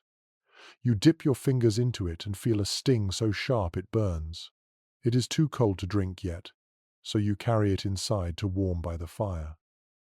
The bucket leaves wet trails on the floor, small dark lines against the packed earth. A peculiar entry in a medieval traveller's diary mentions that some villagers stored their water in barrels buried beneath layers of straw. The straw acted as insulation, keeping the contents from freezing solid. You tried the same trick once with a jar of ale, and it worked well enough. The memory makes you smile. Inside, your spouse is stirring the fire back to life, coaxing thin flames from the embers. You pour a little water into the pot to heat for washing. The children wake slowly, rubbing their eyes and breathing small clouds into the air. The smell of smoke mixes with the damp scent of thawing frost. You hand each of them a cup of warm water to drink. It tastes faintly of wood and metal, but it feels like life flowing back into their veins. You take a sip yourself and feel the cold retreat from your chest, inch by inch. According to monastery chronicles, ice was sometimes harvested deliberately in wealthier estates and stored in deep pits called ice houses. During summer, it was used to chill drinks or soothe fevers. The idea sounds absurd to you now. Surrounded by endless cold, you cannot imagine anyone willingly seeking ice. Outside, the stream that runs past the fields is frozen solid. You walk there with your neighbor, carrying an axe between you. The ice gleams blue under the weak sunlight. Together you begin to chip at it, each strike ringing like metal on stone. Shards fly, glittering like glass. The rhythm of your blows becomes a kind of music, steady and sure. After several minutes, the ice cracks open, revealing black water beneath. Steam curls up, ghost-like. You kneel and scoop some into your bucket, careful not to spill. The surface ripples once, then stills again. You can see your reflection in it, pale and tired but alive. A curious story told by old shepherds says that frozen water holds memories of the sky. When it melts, those memories return to the world as rain. You like that thought. Perhaps this very ice remembers summers you have forgotten. On your way back, the village seems quieter than usual. Smoke rises from every chimney, but no one speaks. Everyone is busy with the same task, tending to their own buckets, breaking their own ice. The sound of iron on ice echoes through the air like a shared heartbeat. Academic studies of medieval daily life often highlight how even the simplest acts, fetching water, mending clothes, feeding animals, formed the rhythm of existence. You feel that rhythm now, each motion part of a larger song of endurance. It is not glorious, but it is steady, and that steadiness is what keeps you alive. Back at the cottage, you pour a portion of the new water into a pot for cooking. The rest goes into a small barrel near the hearth, where the fire will keep it from freezing again. You wipe your hands dry on your tunic, feeling the rough fabric scrape your skin. The warmth in your palms is almost dizzying after the cold outside. Your spouse takes the bucket and adds a pinch of salt to the pot. The hiss of water meeting heat fills the room. The smell of steam rises, clean and comforting. You take a deep breath, savoring it. A fragment of a medieval sermon once advised villagers to give thanks for water, calling it the first mercy of the world. You remember hearing that as a child and not understanding it. Now you do. In the heart of winter, water is a gift that must be fought for every day. As the evening settles in again, you refill your mug with warm broth and sit by the fire. The bucket gleams faintly in the corner, droplets of melted frost sliding down its sides. You feel an odd affection for it, this simple vessel that carries so much of your labor and your life. Outside, the wind begins to rise, sweeping across the frozen fields. You can hear it moaning faintly through the cracks in the door. You take another sip, close your eyes, and listen to the water in the pot as it begins to bubble. Its soft murmur feels almost like speech, a reminder that even in a world made of ice, warmth still finds a way to speak. The cold tightens its grip. Each morning now, the frost creeps further across the floor before the fire wakes. Your fingers ache even before you touch anything. You move slower, more carefully, as if the very air resists you. Winter has grown cruel, and the world feels smaller with each breath you take. You light the fire again, but the logs hiss and spit. The wood is damp, not properly dried. Smoke rolls through the room before slipping up the chimney. You cough softly, waving it aside. The smell fills your nose, sharp and acrid, mingling with the sourness of your own breath. Your youngest child sneezes. Their cheeks are pale, their nose red. You press your hand to their forehead and frown. The skin feels too warm, the body trembling under the blanket. Illness always finds its way in when the nights grow long. Records from medieval parish registers reveal how fevers and lung sickness spread fastest in the cold months. Crowded homes, stale air, and damp straw made perfect breeding grounds for disease. A single cough could travel from one family to another before anyone even noticed. You know this too well. You have seen neighbors vanish from their doors, their houses falling silent within a week. You prepare a simple remedy. From a small jar near the hearth, you take a pinch of dried herbs, leftovers from summer's harvest, thyme, sage, and a few precious bits of honey. You boil them in water until the smell fills the room with warmth and hope. When it cools, you press the cup into your child's hands. They sip slowly, eyes half closed. An odd belief recorded by a traveling monk suggests that smoke from burning rosemary could chase away evil spirits of sickness. You recall your grandmother doing it once, the air thick with the smell of charred leaves. You think of trying it tonight, if only for the comfort of doing something. Outside, a dog barks in the distance, its voice carried on the wind. The sound feels lonely. You glance at your spouse, who sits by the fire spinning wool with tense shoulders. They say nothing, but you can see the same worry in their eyes. You both understand how fragile health can be. According to fragments of letters between physicians of the time, medieval medicine mixed faith with instinct. A healer might prescribe garlic, honey, or vinegar, but they might also whisper prayers to saints or mark crosses on a patient's chest. You have no doctor here, only the wisdom passed from one generation to another. Still, that knowledge has saved lives before. You take another log from the pile and feed it to the fire. The flames catch slowly, their light flickering over the faces of your family.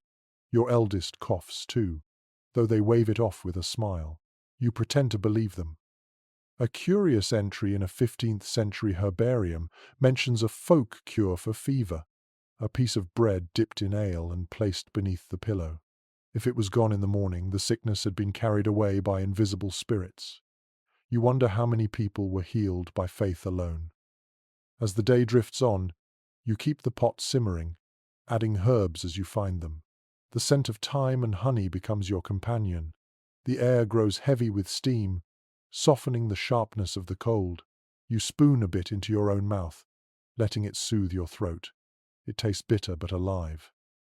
Some scholars remain uncertain whether medieval peasants truly understood contagion. They knew that sickness passed through touch and air, yet they spoke of curses and bad luck instead of invisible causes. You find it strange to imagine life without knowing the names of your enemies, but perhaps ignorance was its own mercy. Your child sleeps now, their breath slow but steady. You wipe their brow with a damp cloth and whisper a quiet promise that they will see spring. You believe it because you must. The fire crackles again, stronger now. The warmth spreads slowly across the room. You take comfort in the sound, the rhythm of life continuing despite the weight of sickness. A curious superstition still lingers in your village. Never let the fire die completely, or death might enter with the cold. You keep that thought close, feeding the flames through the night even when your eyes ache with exhaustion.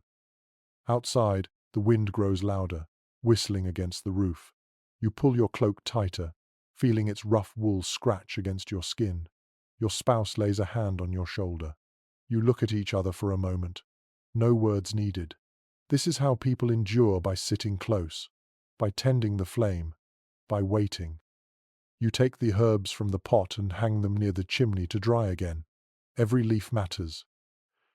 You do not know what tomorrow will bring, but tonight the fever has eased a little. That is enough. As the hours stretch on, the fire becomes the only heartbeat left in the room.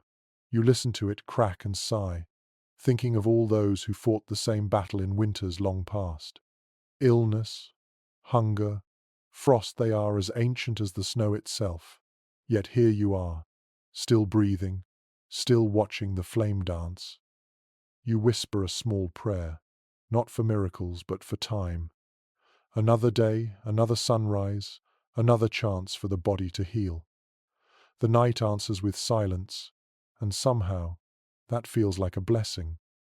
The fever has passed, leaving the house quiet and heavy with relief. Your child sleeps deeply now, their skin cool and pale but no longer flushed. You move softly through the room, careful not to disturb them. The fire hums low, its light casting a gentle shimmer on the walls. For the first time in days, the air feels calm. You step outside, needing to breathe. The cold air is sharp but clean, clearing your lungs of the stale smoke inside. Snow blankets the village in soft mounds, and the trees glitter beneath a thin crust of ice. In the distance, you see a group of children sliding down a hill on pieces of wood, their laughter echoing like bells through the frost. It is strange, you think, how easily joy survives in the hearts of the young. Even when food is scarce and the wind cuts like a knife, they find something to play with. Their voices rise above the silence of winter, bright and unbroken. Accounts written by medieval chroniclers mention that children in rural villages often made their own toys from whatever they could find: twigs, bones, scraps of cloth, or carved bits of wood. They played with hoops, spun tops, or rolled frozen balls of snow long before anyone thought to call it a game. You smile, imagining your own children doing the same later when the chores are done. You watch the sky, a flat sheet of silver above the fields. Somewhere behind it, the sun waits, faint and tired. The air smells faintly of smoke and pine. You take another breath and let it fill your chest. For a moment, the cold feels almost kind. A curious entry from a village ledger notes that during particularly harsh winters, schools were sometimes closed for weeks. The cold froze ink, cracked quills, and made the walls of church schools too cold for writing. Instead, children stayed home to help mend clothes, patch roofs, and keep fires burning. Learning, like everything else, bent to the needs of survival. Inside the cottage, your eldest child is working near the fire, carving a small wooden figure from a scrap of oak. You watch as they chip carefully, tongue pressed between their teeth. The figure is rough but clear, a cow, you think, or maybe a dog. You praise the work, and they grin, cheeks flushed with pride.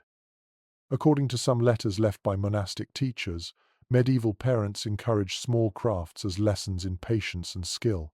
Children learned to shape, to mend, to value the effort behind every object they touched. You see the truth in that, as your child blows wood dust from their hands and looks up at you for approval. You prepare a meal, simple and light: a bit of bread, a thin broth made from yesterday's vegetables, and a slice of cheese. The cheese is hard from the cold, but the taste is sharp and comforting. The children eat quickly, their hunger constant and sincere. You watch them and feel a warmth that has nothing to do with fire. A peculiar folk saying claims that children's laughter kept the frost from creeping through the walls. You are not sure who first said it, but it feels true.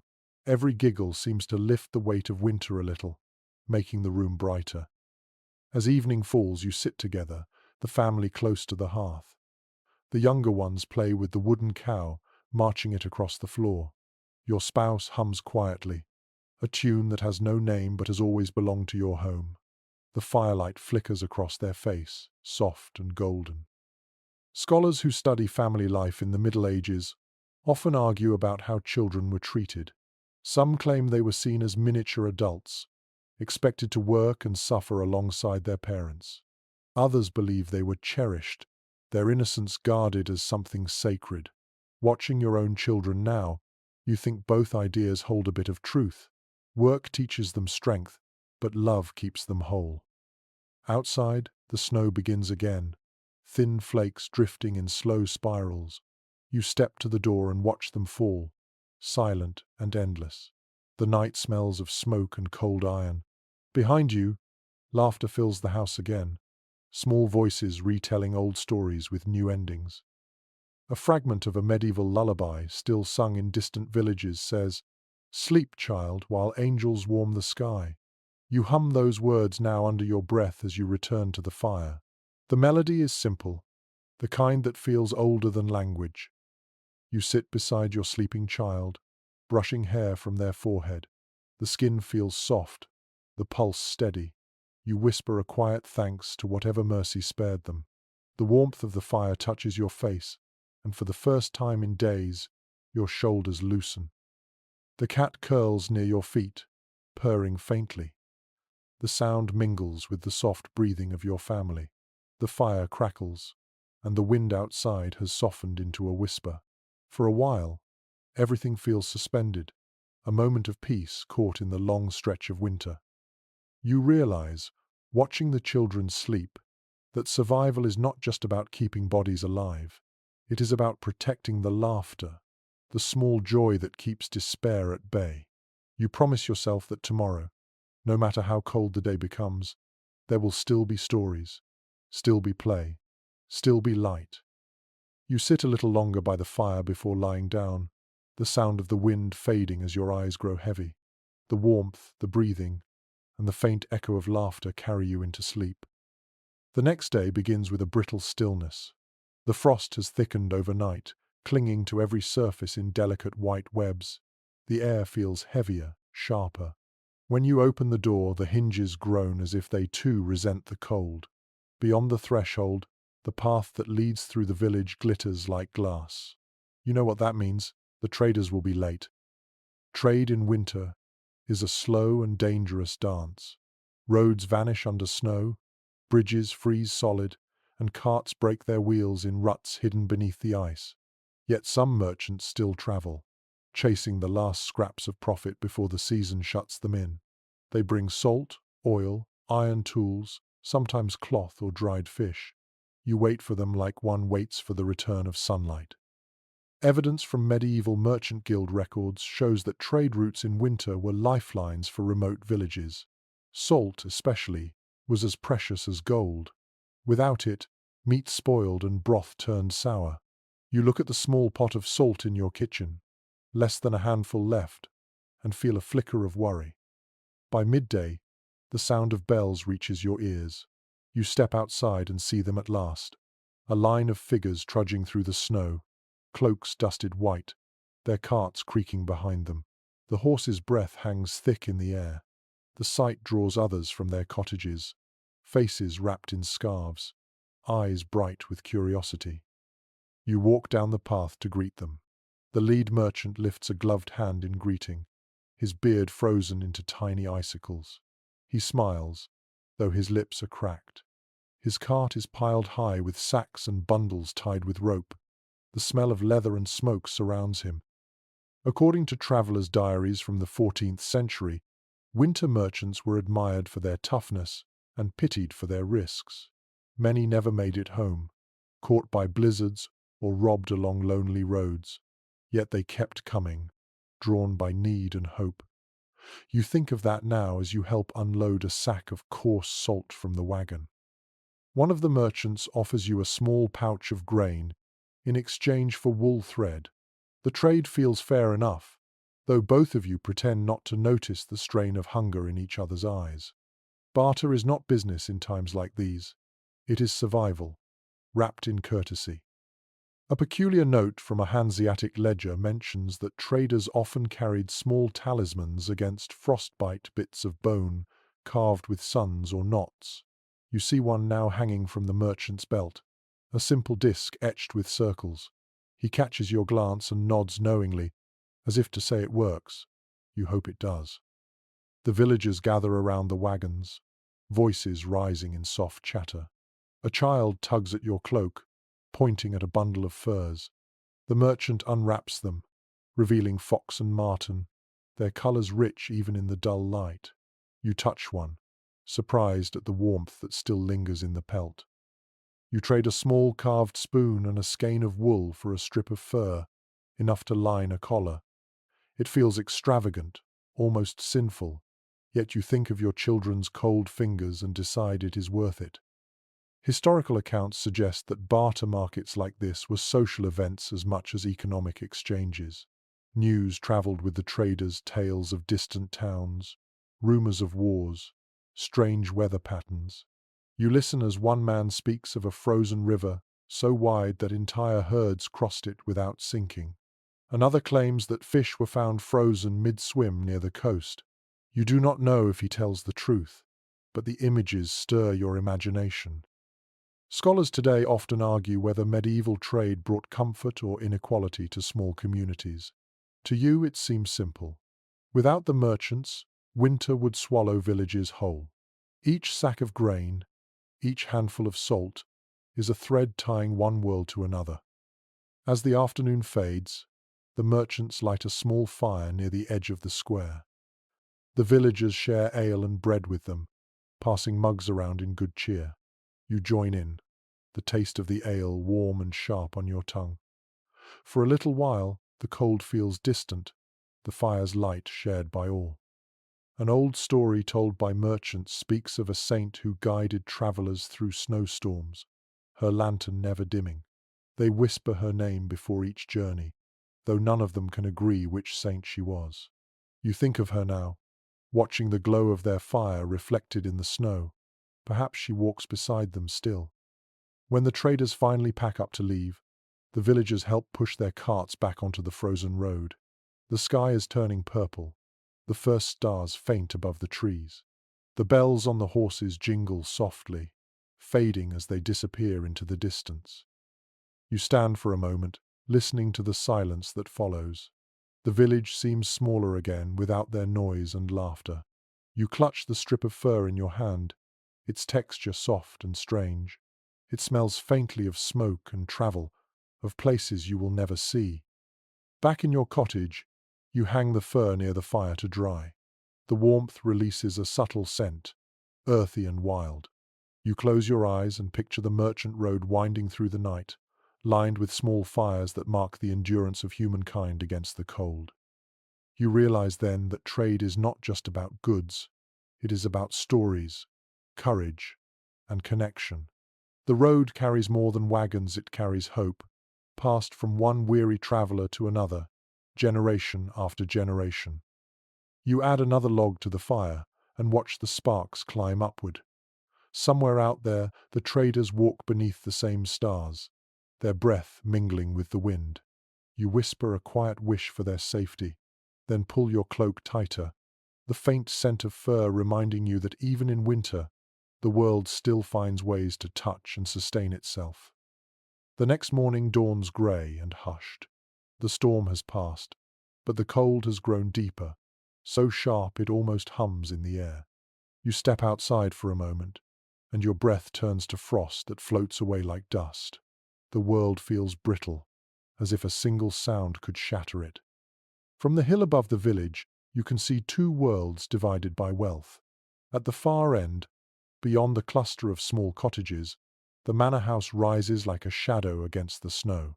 Its stone walls gleam faintly in the pale light, and a thin column of smoke drifts lazily from its great chimney. You imagine the fire that must be burning there, tall and bright, its heat filling rooms large enough to echo. In contrast, your own hearth still fights to keep a single room alive. You smile wryly. The fire in a lord's hall may roar louder, but warmth is still warmth, no matter its size. According to estate documents from the early 14th century, the difference between a peasant's winter and a noble's was measured mostly in comfort, not in safety. Both faced the same cold winds, the same frozen fields, the same short days. Yet the wealthy had fur-lined robes, thick stone walls, and servants to tend the flames. The poor had persistence and cleverness. You wonder sometimes which kind of warmth is stronger. Your spouse joins you at the door, squinting toward the manor. The wind carries faint sounds from that distance. Laughter, music, the low rumble of voices. The Lord must be hosting a winter feast. You both listen for a moment, half curious, half detached. The world of the manor feels close enough to see, yet far beyond reach.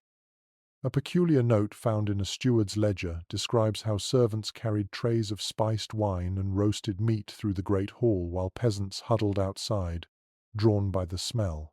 Some received scraps as charity, others only the memory of what they could not have.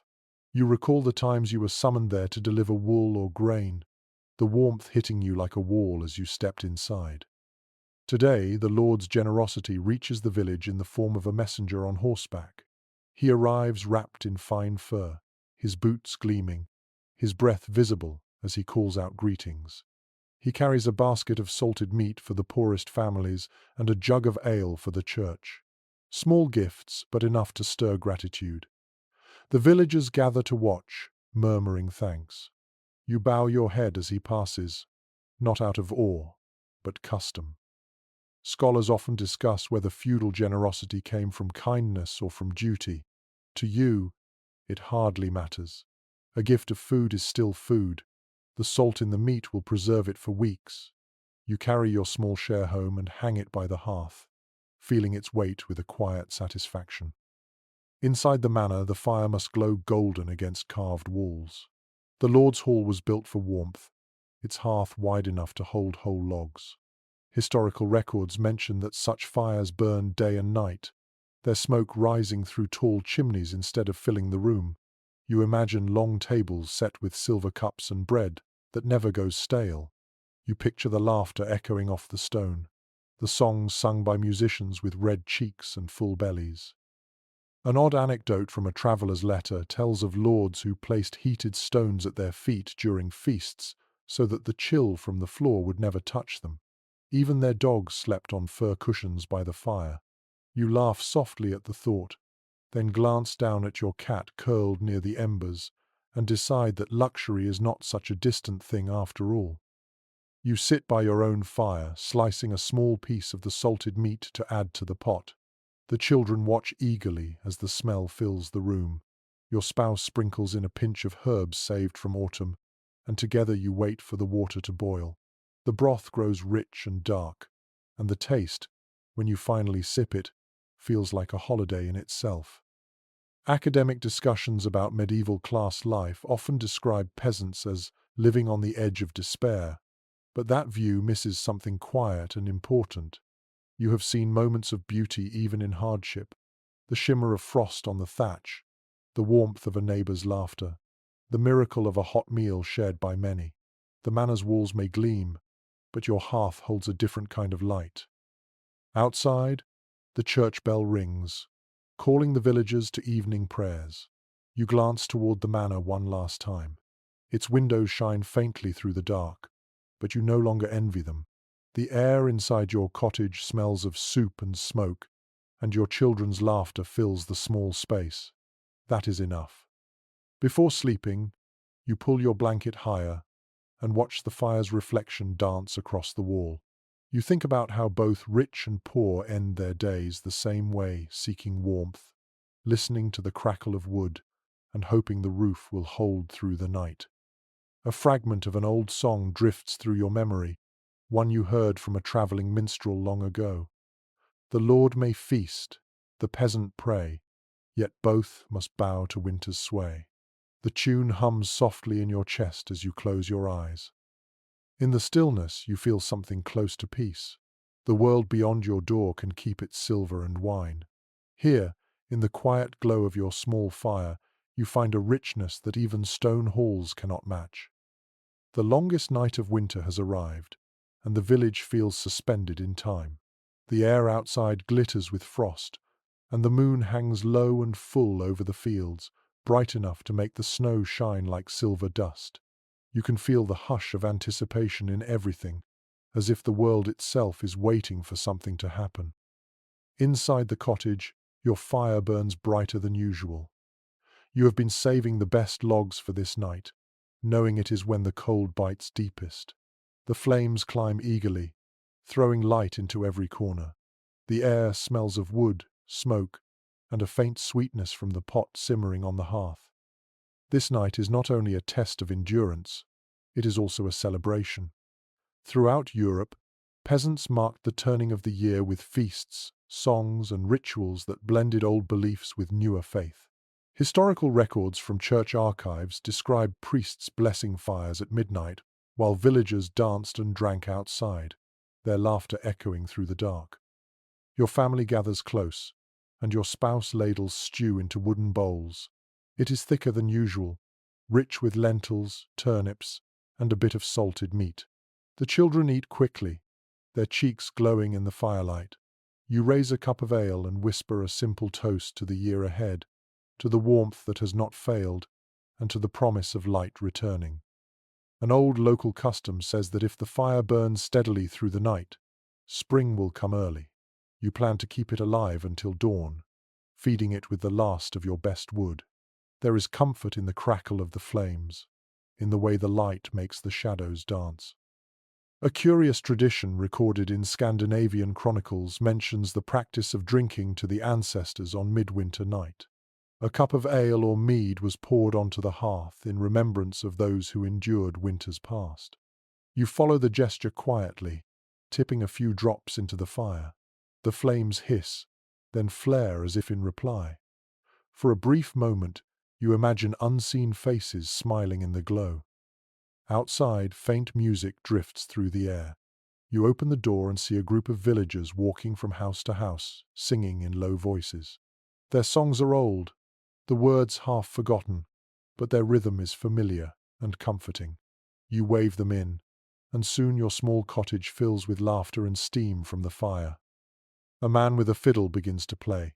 The melody twists and spins, warm and playful. The children clap, the cat bolts under the bed, and even your spouse smiles as they hum along. The sound feels like sunlight in the middle of darkness. Accounts from medieval court records reveal that village festivals often worried the local priests. Too much laughter, too much ale, too much memory of pagan joy. Yet even the church bells could not silence the songs that had survived since before written history. You think of that now, as one of the singers jokes that every flame in every cottage is an offering to the same invisible Sunday.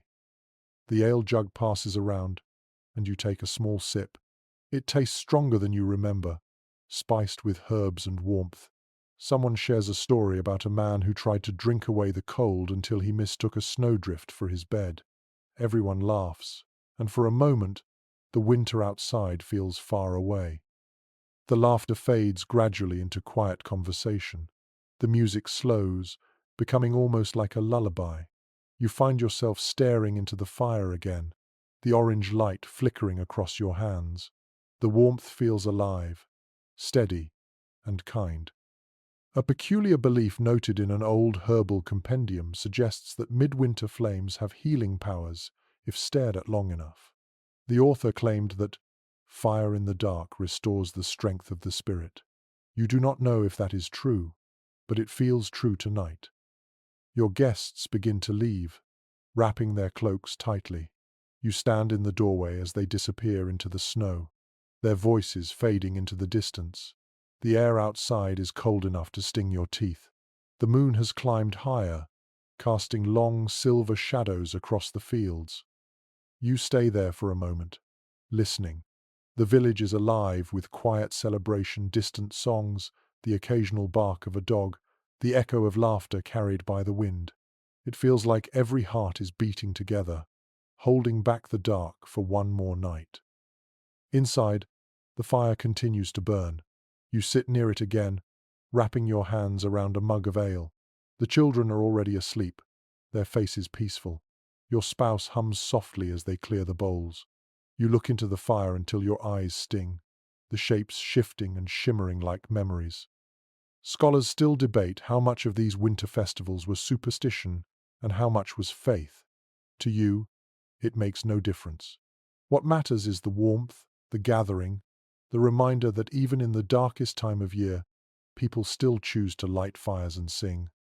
You stretch out beside the hearth, the sound of the wind fading behind you. The flames have softened to a steady glow, like the heartbeat of the earth itself.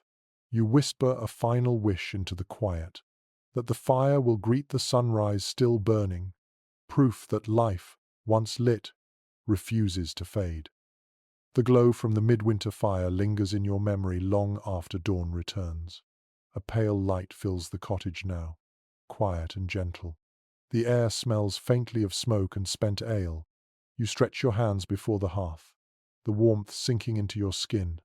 Outside, the snow has fallen again, soft and endless, covering all traces of last night's laughter. You stir the ashes, letting the embers breathe once more. Tiny sparks leap upward like stars before fading into grey. The house feels still, too still, as if waiting for sound to return. The children sleep longer today, worn out from celebration. Your spouse sits beside you, spinning thread, their motions slow but sure. In every winter, there comes a strange morning when joy feels fragile, when silence returns heavier than before. This is that morning. You glance toward the window and see your reflection faintly in the stretched skin that serves as glass.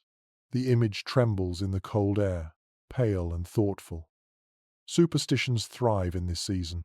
In almost every village, people whisper about things best left unnamed, spirits that wander at night, sounds in the wind, and the old shapes of winter mischief that never fully died out. Monks try to stamp them out, but some memories resist forgetting. Written notes from medieval sermons reveal how priests warned their flock against foolish customs of the dark season.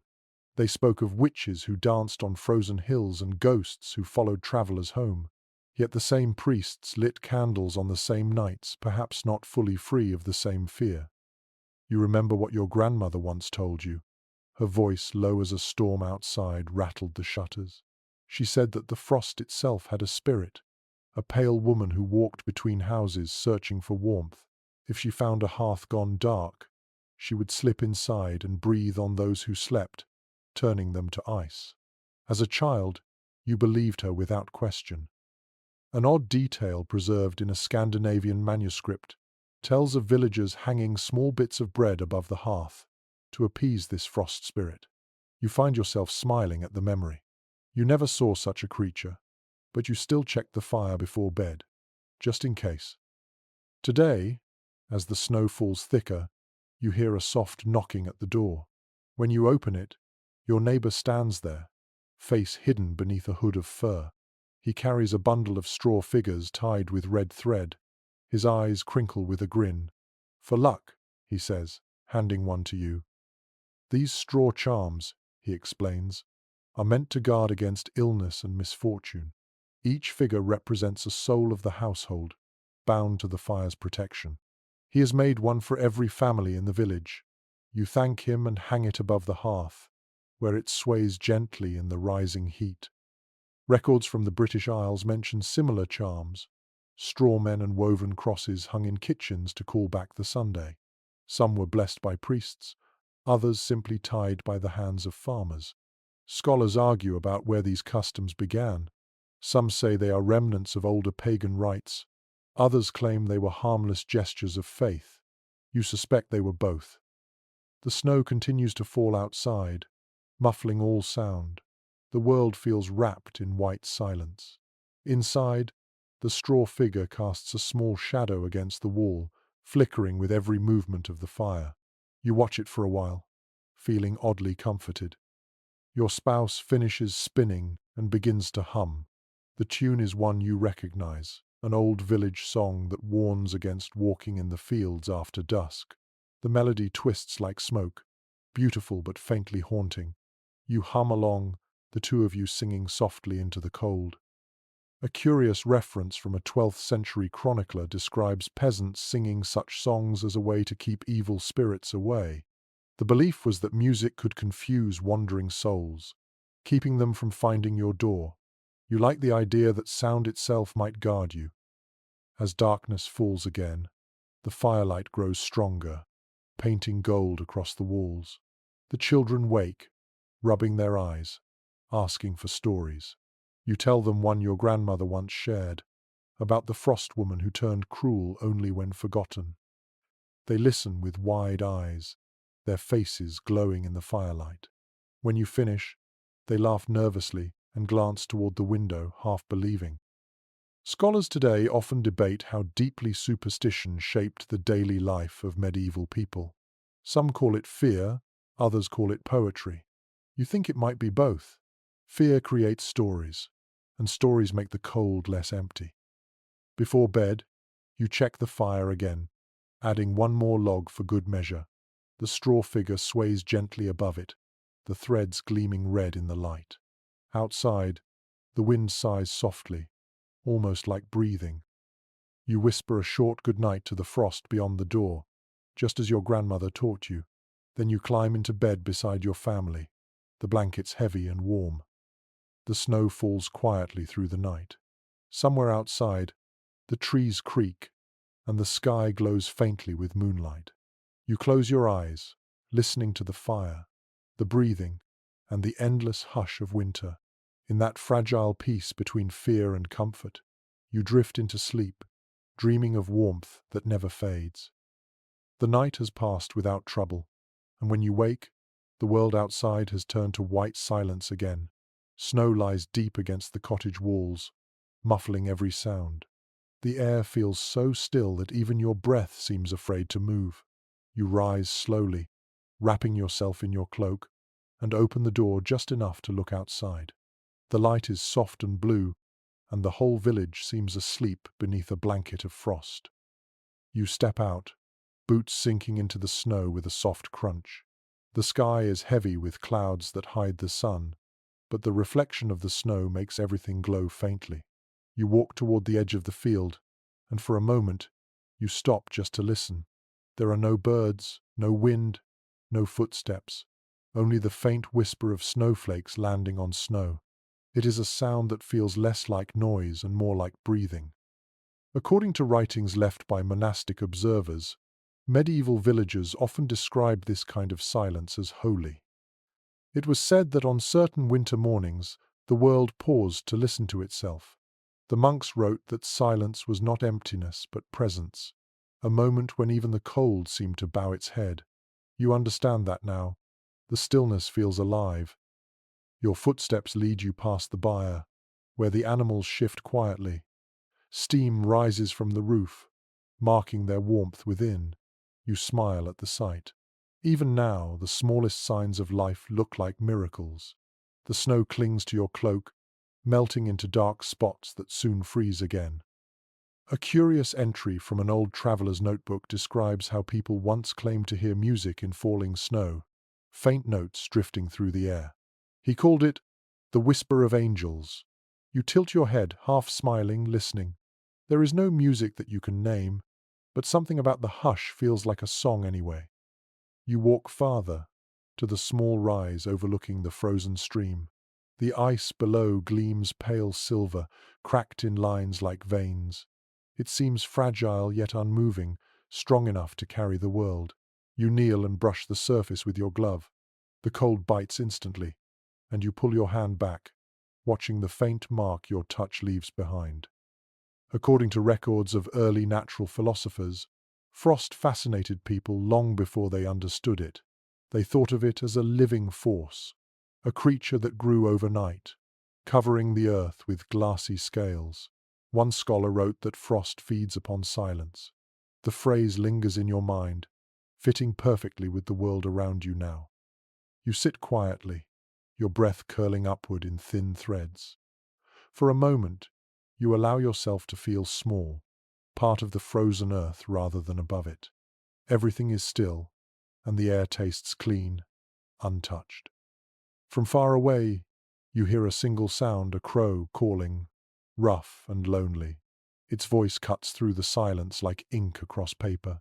You watch it glide over the trees, a dark smudge against the endless white. When it disappears, the world grows quiet again, but not empty.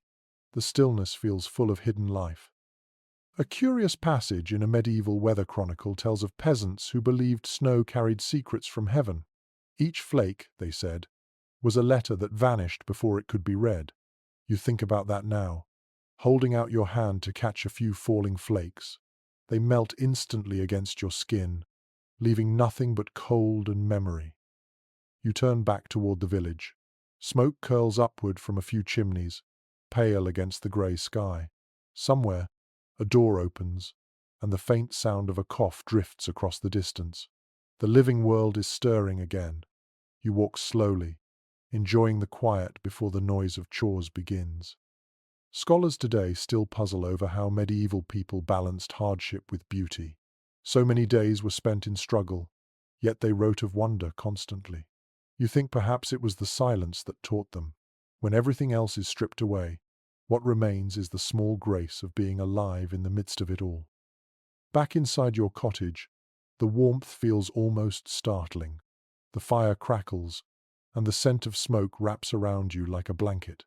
Your spouse looks up from stirring a pot, their face calm and bright in the glow. The children chatter quietly, still half asleep. You stand for a moment, letting the contrast between inside and outside settle deep into you. You pour yourself a small cup of warm ale and sit by the window. The world beyond the thin skin pane still glows pale and distant. You can almost see the air move in slow waves, like breath across a sleeping body. An ancient fragment of poetry, copied in a monk's hand, describes this very moment. The world breathes white, and man is small within it. Yet he breathes also, and thus the world endures. You whisper those words softly to yourself, not as a prayer but as a reminder. The children run outside after breakfast, their laughter piercing the calm. Their boots stamp fresh prints into the untouched snow, erasing the stillness but replacing it with life. You watch them and smile. The song of silence has ended for now, replaced by the brighter melody of living voices. You realize, watching them, that survival is not only about keeping warm, it is also about seeing beauty in the quiet moments, about listening to the hush and finding peace within it. Even in the coldest season, the world still speaks, sometimes loudly, sometimes softly, but always to those willing to listen. You turn back to the fire, feeling its warmth climb into your hands again. Outside, the snow continues to fall, silent and steady. You breathe in the scent of wood and wool, and the cottage hums softly around you. The silence you carry from the field stays in your chest, gentle and bright, like the glow of the fire that will see you through another night. The silence of the snow gives way to the rhythm of work again. After days of stillness, your hands itch for something to do. The fire is steady, the animals fed, but the tools that rest along the wall remind you that even in the dead of winter there is preparation to be done. You rise early, the sky outside a dull pearl grey. The frost that covers the window turns the light soft and milky. You touch the iron latch of the chest near the hearth, lifting its lid to reveal the tools of your trade. The smell of oiled wood and rusted metal fills the air. Inside lie the plough blades, spades, and the handles that have survived another year. You take each one out carefully, running your fingers over the worn edges. Records from medieval manor accounts show that winter was a time for repair and readiness. When fields froze solid, the farmer became a craftsman. Tools were sharpened, handles replaced, and ropes twisted anew. Every blade honed in January meant an easier harvest come summer. You think about that as you set your grindstone near the light and begin to turn it slowly. The scrape of iron fills the room, bright and sharp against the hush. Sparks leap briefly, glowing before they vanish into air. Your hands grow warm from the effort, and you can feel the weight of time in each movement. The blade hums faintly, alive again after months of rest. A curious passage from a craftsman's diary speaks of men who swore they could hear their tools speak while sharpening them. as if the metal remembered the soil it once cut. You understand the sentiment. As the edge catches the light, you imagine the plow slicing through thawed earth, the smell of soil rising like a promise. Your spouse sits nearby, mending a harness with careful stitches. The children help by sorting small nails and scraps of leather, their fingers nimble despite the cold. The work becomes a quiet symphony. The hiss of metal, the soft rip of thread, the creak of wood. According to guild manuals from the 15th century, winter craftsmanship was not simply maintenance but an act of reverence. A well-kept tool was said to carry luck into the next planting.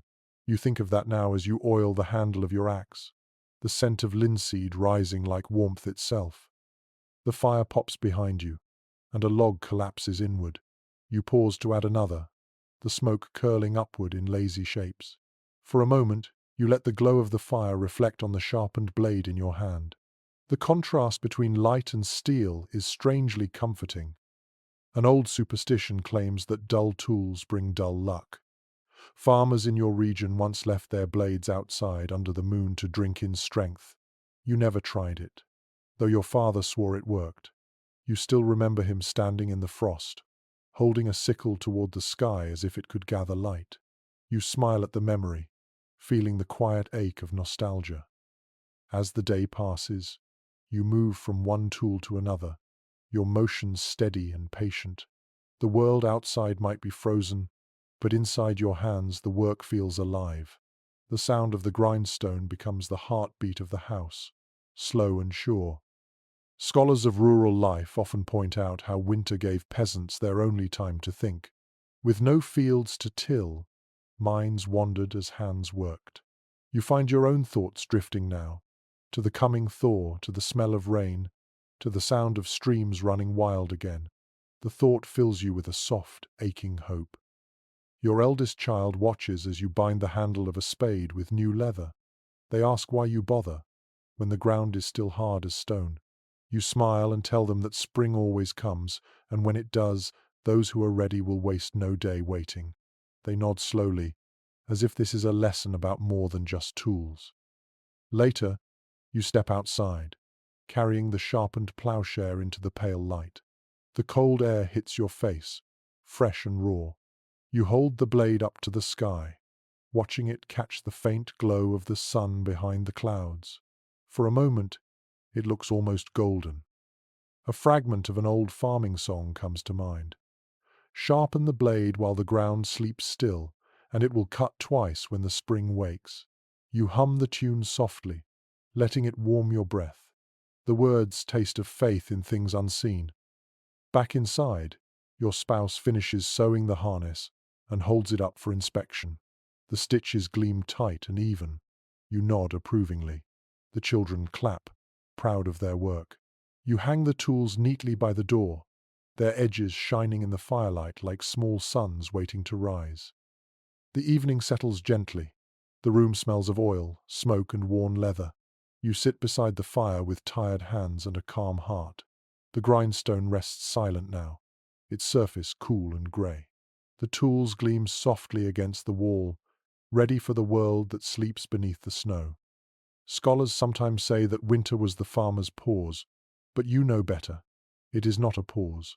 It is a deep breath, a moment of quiet creation before the labor begins again. You feel it in your bones, that slow gathering of strength.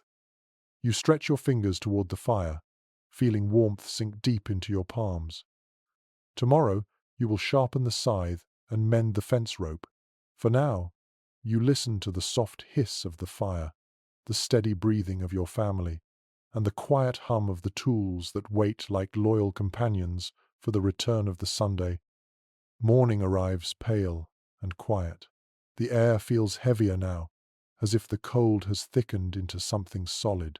You rise and stoke the fire, watching the flames struggle before they finally catch. The smoke curls upward, filling the cottage with its familiar, comforting scent. You breathe it in deeply, then glance at the stack of wood by the wall. It has grown smaller. Winter is not finished with you yet. The children still sleep, bundled tightly under their blankets. You step outside, the door creaking softly behind you, and look toward the village road. The world is wrapped in fog. The trees stand motionless, their branches weighted with frost. Each breath you take forms a ghost that lingers before vanishing. It is beautiful and cruel at once. You walk to the church at the edge of the village, where the records of weather and time are kept by the priest. The wooden door groans as you push it open, and a rush of cold air follows you inside. The church smells of wax, old stone, and a faint trace of incense. The priest sits at his desk, bent over a thick book, his quill scratching slowly. According to these old records, winters have always been unpredictable. Some are short and mild, others stretch for months without mercy. You glance over the parchment and see drawings of frost patterns, dates of great freezes, and notes on strange occurrences. A river frozen hard enough to walk across, a summer snow in the year of famine, a night when the stars were said to burn red. A curious entry catches your eye. It tells of a winter so cold that even the sea froze near the coast, trapping ships in ice. Fishermen lit fires on the frozen waves to keep from freezing themselves. You imagine the sight of flames burning on water, and the image stays with you, eerie and magnificent. The priest looks up and smiles wearily. He says that each year he adds another page, though the stories rarely change. Cold, hunger, sickness, prayer. It is always the same pattern, the same rhythm of endurance. You nod, knowing that truth too well. Outside the church, a group of children are gathering snow into small piles.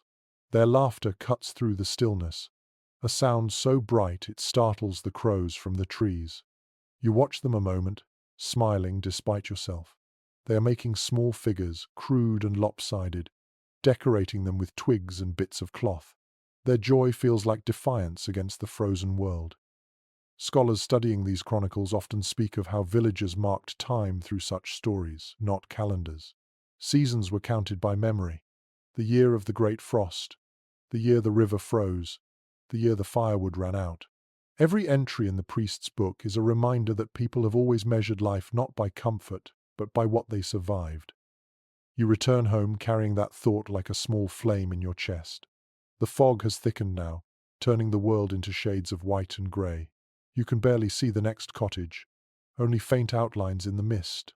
The snow muffles your footsteps, and the silence feels immense. Back inside, your spouse has placed a pot of porridge over the fire. The smell of oats fills the room. The children are awake now, their faces rosy with warmth. You tell them about the frozen sea, and they listen with wide eyes. The youngest asks if people could skate across it. You laugh softly and say perhaps they could. According to travelers' accounts from those times, entire festivals were held on frozen rivers. Merchants set up stalls, musicians played, and people danced upon the ice as if winter itself were a floor for celebration. You can almost see it in your mind, the lights, the laughter, the sound of skates cutting smooth arcs into glass. A peculiar report from the same records mentions a night when the aurora filled the sky, turning it green and violet. People thought it was a sign from heaven, either warning or blessing. The priest wrote that the villagers prayed all night, while children pointed and laughed at the colors. The idea makes you smile. Fear and wonder often share the same sky. Your spouse hands you a bowl, and you eat slowly, savoring the warmth that spreads through your body. You can hear the wind outside again, soft but persistent, brushing against the walls. The straw figure above the hearth sways slightly, its red thread glinting.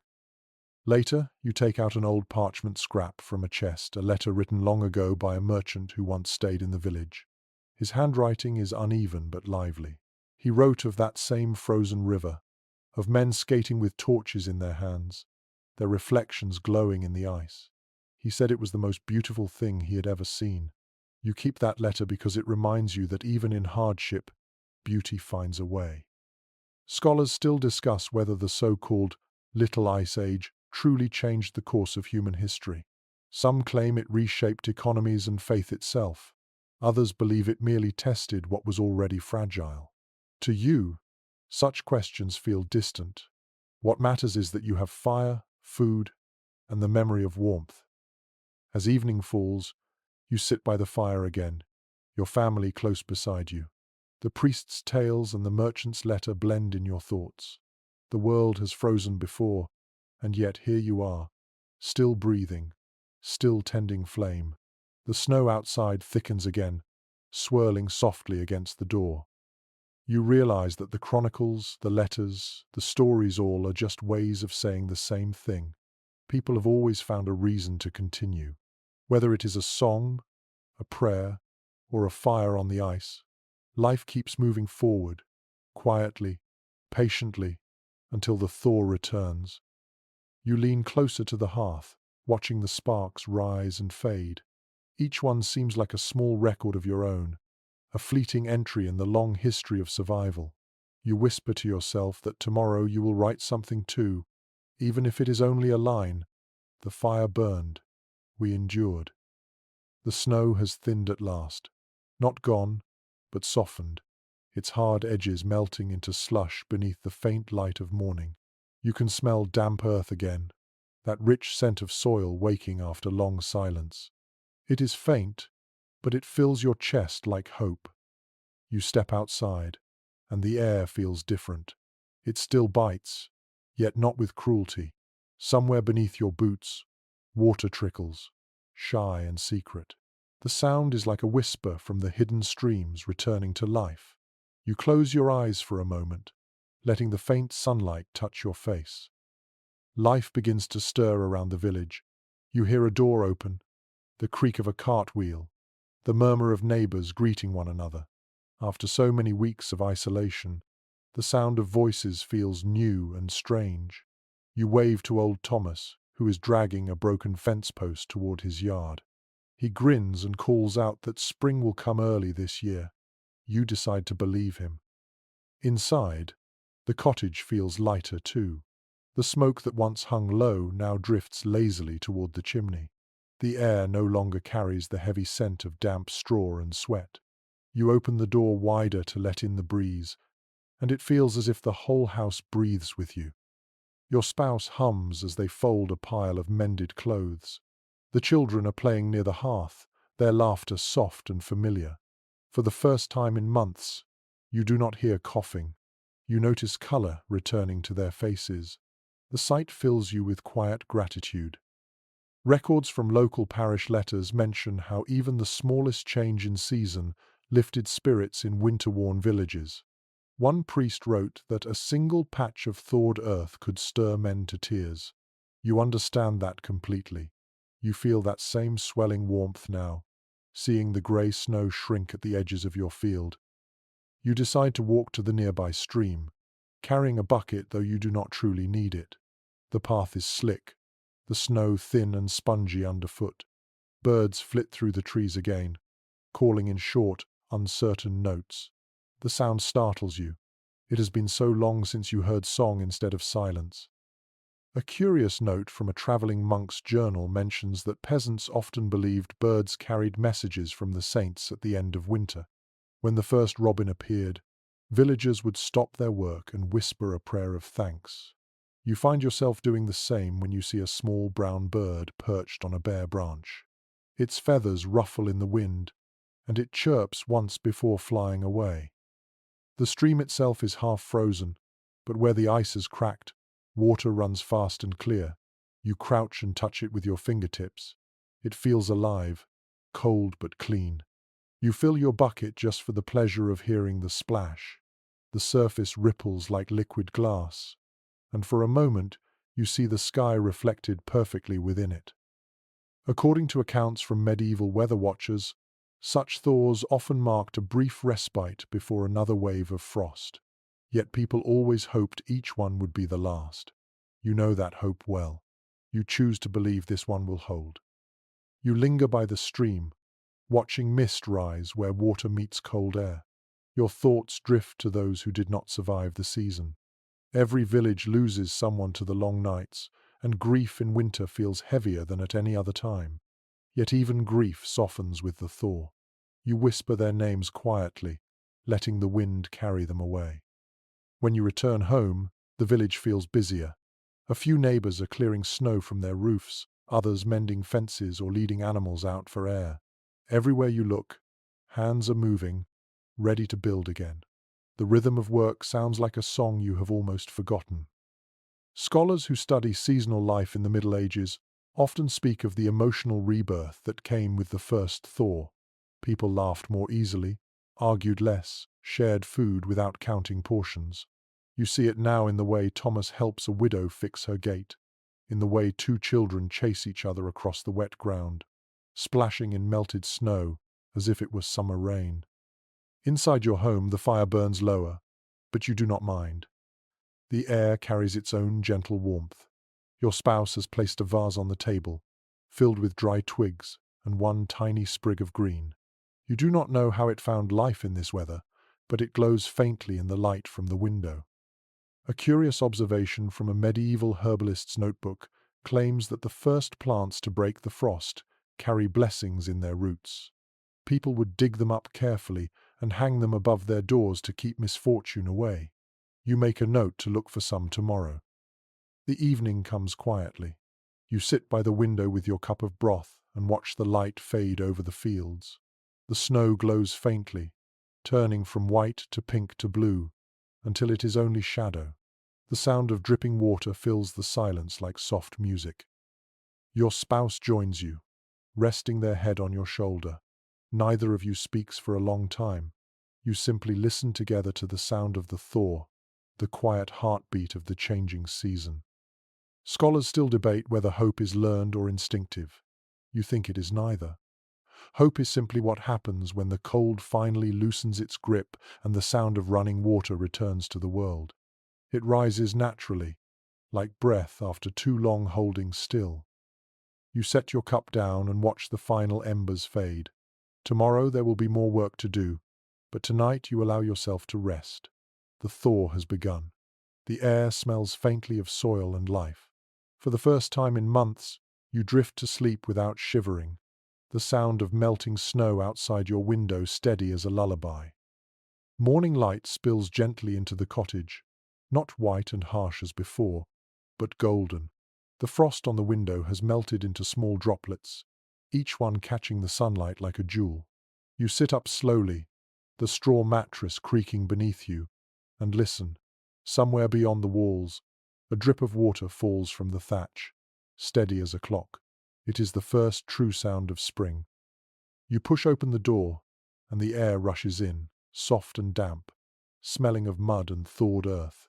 The snow still clings in shaded hollows, but the ground beneath your feet feels different now, pliant, alive. The road through the village glistens with puddles, and thin tendrils of mist curl across the fields. You breathe deeply, feeling the cold fade from your lungs. This is the scent of beginnings, of everything that once slept now waking. You can almost hear the soil stirring beneath its crust, the worms and roots stretching toward life again.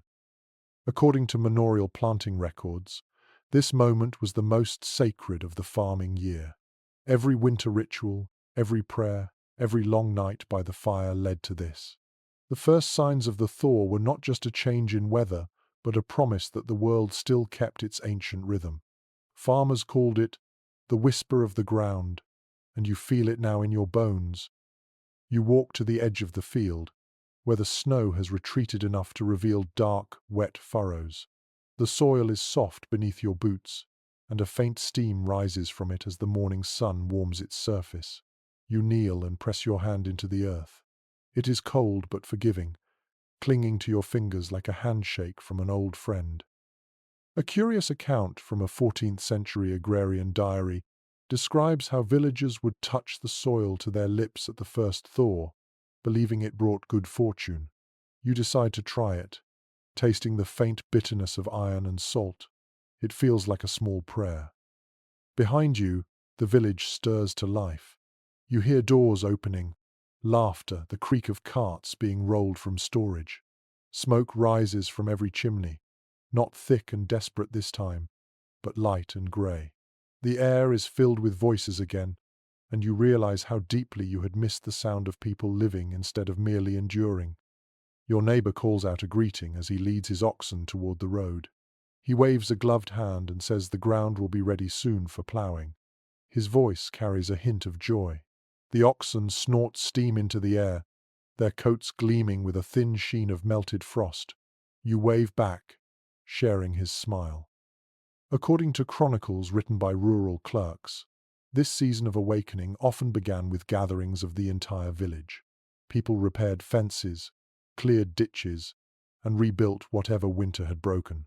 You see that pattern forming already. Children run between houses with armfuls of straw, women sweep the thresholds, and men test their tools in the warming air. You return home to find your spouse laying fresh rushes on the floor, the scent of green reeds replacing the musty smell of old straw. The cat stretches in a beam of sunlight, lazily swatting at a fly that has wandered in through the open door. The world inside feels lighter, as if it too has taken a deep breath. An old belief, written in a parish songbook, said that sunlight at the thaw could heal melancholy. It was called God's gentle fire. You close your eyes for a moment, letting the warmth touch your face, and you understand why someone might think so. The children burst in, breathless and laughing, holding small treasures they have found outside, a half-frozen flower, a feather, a pebble smoothed by the stream. They spread them on the table as if presenting gifts. You praise each one, though you know the true gift is their laughter echoing through the house again. As afternoon fades, you walk once more to the field. The light has softened into amber, and the last of the snow glows faintly before it disappears. You stand still, listening to the water running beneath the soil, the quiet hum of rebirth. Scholars of medieval life often describe spring as a rebirth not only of the land but of faith itself. After months of silence, the thaw returned people to prayer, not out of fear but gratitude. You feel that same impulse now, though no words come. You simply bow your head, letting the warmth of the sun settle into you. Your spouse joins you, their hand finding yours. Together you watch the sky fade from gold to grey, the world around you wet and shining, alive once more. You do not speak. There is nothing to say that could improve the moment. When you return home, the air inside feels gentler, the fire small but steady. You eat your evening meal slowly, savouring every bite. The stew tastes richer than usual, though you know it is made of the same humble things. Perhaps hunger tastes different when paired with hope. Before sleep, you step outside again. The moon is high, pale and kind. The fields gleam faintly with melting frost. You can hear water dripping from the trees, each drop marking the slow retreat of winter. You whisper a quiet thanks to the night, to the thaw, to the fire still burning behind you. You close the door softly and lie down, the warmth of the hearth on your skin. The world is no longer frozen, it is breathing again. You drift to sleep with a calm heart, dreaming of soil, sunlight, and the promise of green returning. The days have grown longer now. Each morning the light slips in earlier through the small window, and the air feels soft enough to breathe without pain. You wake to the sound of dripping water and the smell of damp earth. The fire, though smaller than before, still burns in the hearth. It is no longer a desperate flame, but a companion that lingers out of habit. You rise slowly, stretching the stiffness from your limbs, and look outside. The snow is gone from most of the fields, leaving behind streaks of brown and green. Tiny blades of grass push through the soil, and puddles catch the sky like small mirrors. You can hear birds again, real song this time, not the wind's lonely mimicry. It fills you with a quiet joy that almost feels like surprise. You step outside, boots sinking slightly into the soft mud. The air smells rich, alive with the scent of thawed soil and wet wood. In the distance, smoke curls gently from the cottages, rising straight upward without the wild bends of winter wind. The sky itself feels larger. According to notes left in an old farming calendar, this was the moment every medieval farmer waited for, the time to test the plough, to walk the field, to feel the promise of life returning beneath their feet. The earth, still cold, needed gentleness. You walk its edges carefully, dragging a stick along the furrows as if tracing old scars. The soil gives way, soft and forgiving. Your neighbor waves from across the lane, his oxen grazing on a patch of green. He calls out that it will be planting season soon, and you nod, smiling. The sound of his voice carries easily now that the air has softened. There is laughter again in the world, light and unforced. You return home to find your spouse kneeling by the hearth, cleaning the ashes.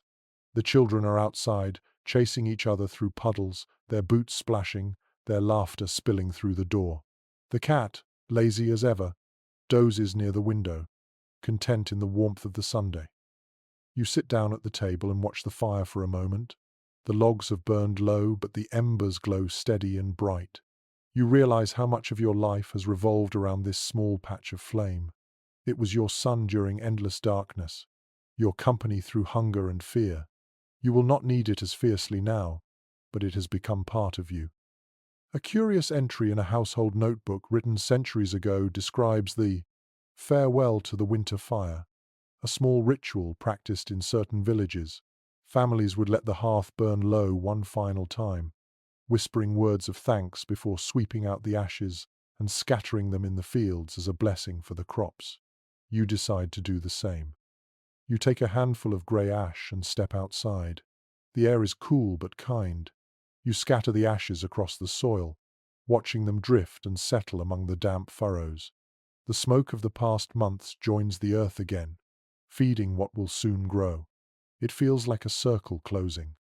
Scholars often debate whether medieval farmers understood cycles of renewal as science or faith. You think the two were never truly separate. The world turns, things die and are reborn, and you live inside that rhythm, whether or not you name it. You return to the house, wiping your hands on your cloak. Your spouse is humming again, a tune that sounds brighter now, faster, like running water. You join softly on the last few notes. It feels good to sing without the heaviness of breath that winter brought. As evening falls, the last of the sunlight paints the sky pink and gold. The children are still playing, their clothes soaked and muddy, but you cannot bring yourself to scold them. You remember your own childhood winters, the same games, the same laughter when the thaw finally came. Generations change, but some joys stay the same. You sit outside for a while, listening to the frogs calling from the pond, the sound of life returning to every corner of the land. The stars begin to appear one by one, bright and clear. You feel neither lonely nor cold.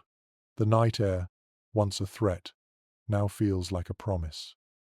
It has been a long journey from that first frozen dawn to this tender spring evening. You think of the hardships, the hunger, the sickness, the fear, and yet they all blur into something distant now, softened by survival. You have endured. You glance back at the cottage.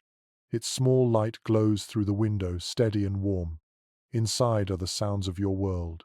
Laughter, soft voices, the clink of a spoon in a bowl. You step through the doorway one last time for the night, carrying the smell of thawed air with you. The fire sighs quietly, its glow wrapping the room in amber light. You sit beside it, closing your eyes, and let the warmth soak through you. Outside, the wind has turned gentle, whispering through the thatch like a song. The long winter has ended. Now the earth sleeps lighter, and so do you. The fire burns lower, soft and slow.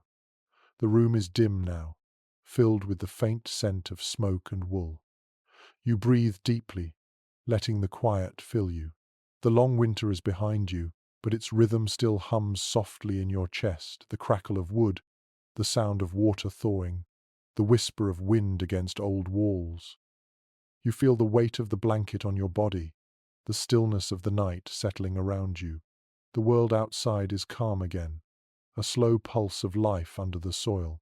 The fields wait in silence, the stars glimmer faintly through the mist. You imagine the warmth of the fire reaching out beyond the cottage, drifting into the cold air until it fades into the quiet sky. Let your breath slow.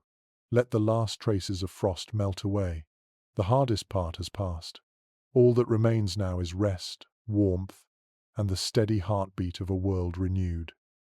You close your eyes and let yourself drift with the fire's glow, carried by the gentle hush that follows every winter. Sweet dreams.